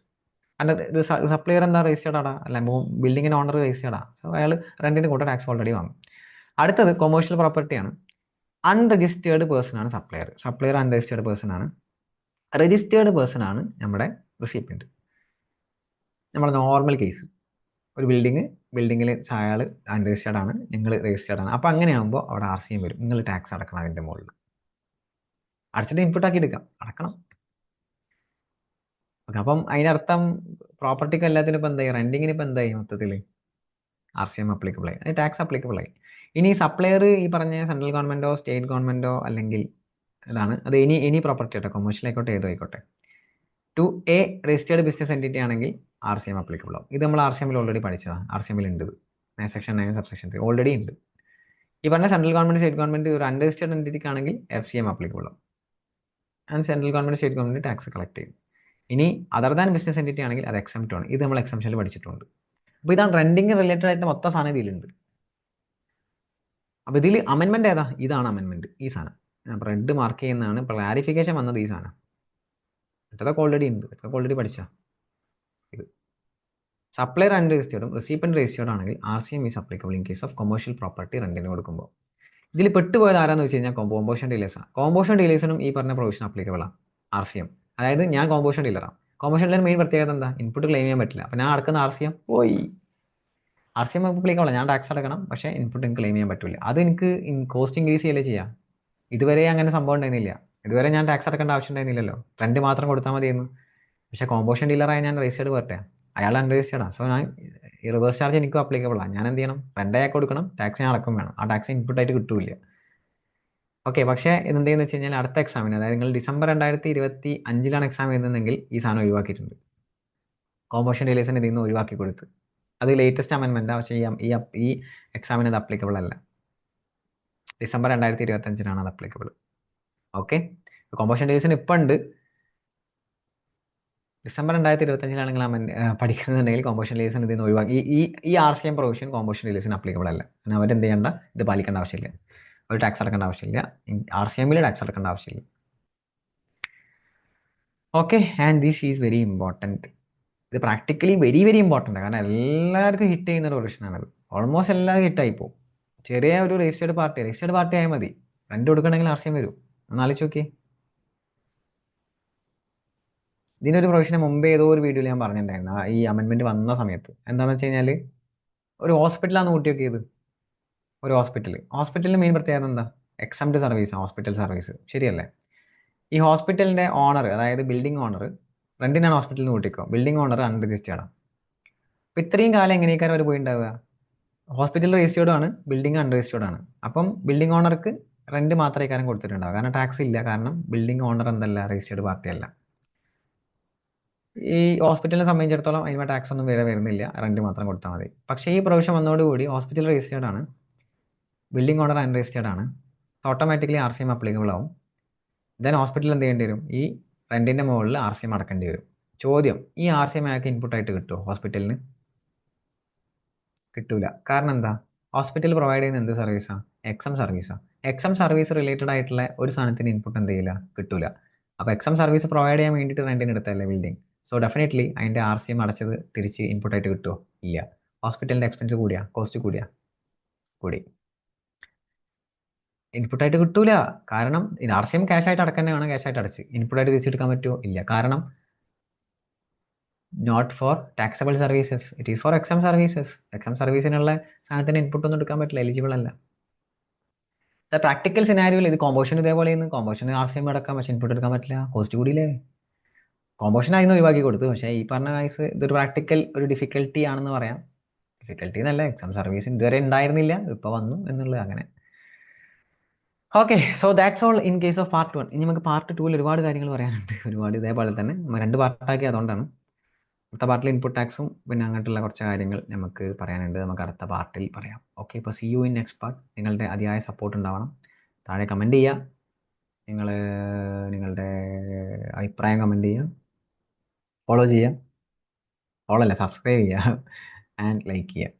Comment. Okay, so see you next part. Wait for the next part. So comment part 2. അപ്പോൾ പാർട്ട് 2 ഇടാനുള്ള ആവേശം കൂടും. അല്ലെങ്കിൽ താഴെ പാർട്ട് 2 എന്ന് കമൻറ്റ് ചെയ്യുകയാണെങ്കിൽ പാർട്ട് 2 വേഗം. Okay, see you next video. By.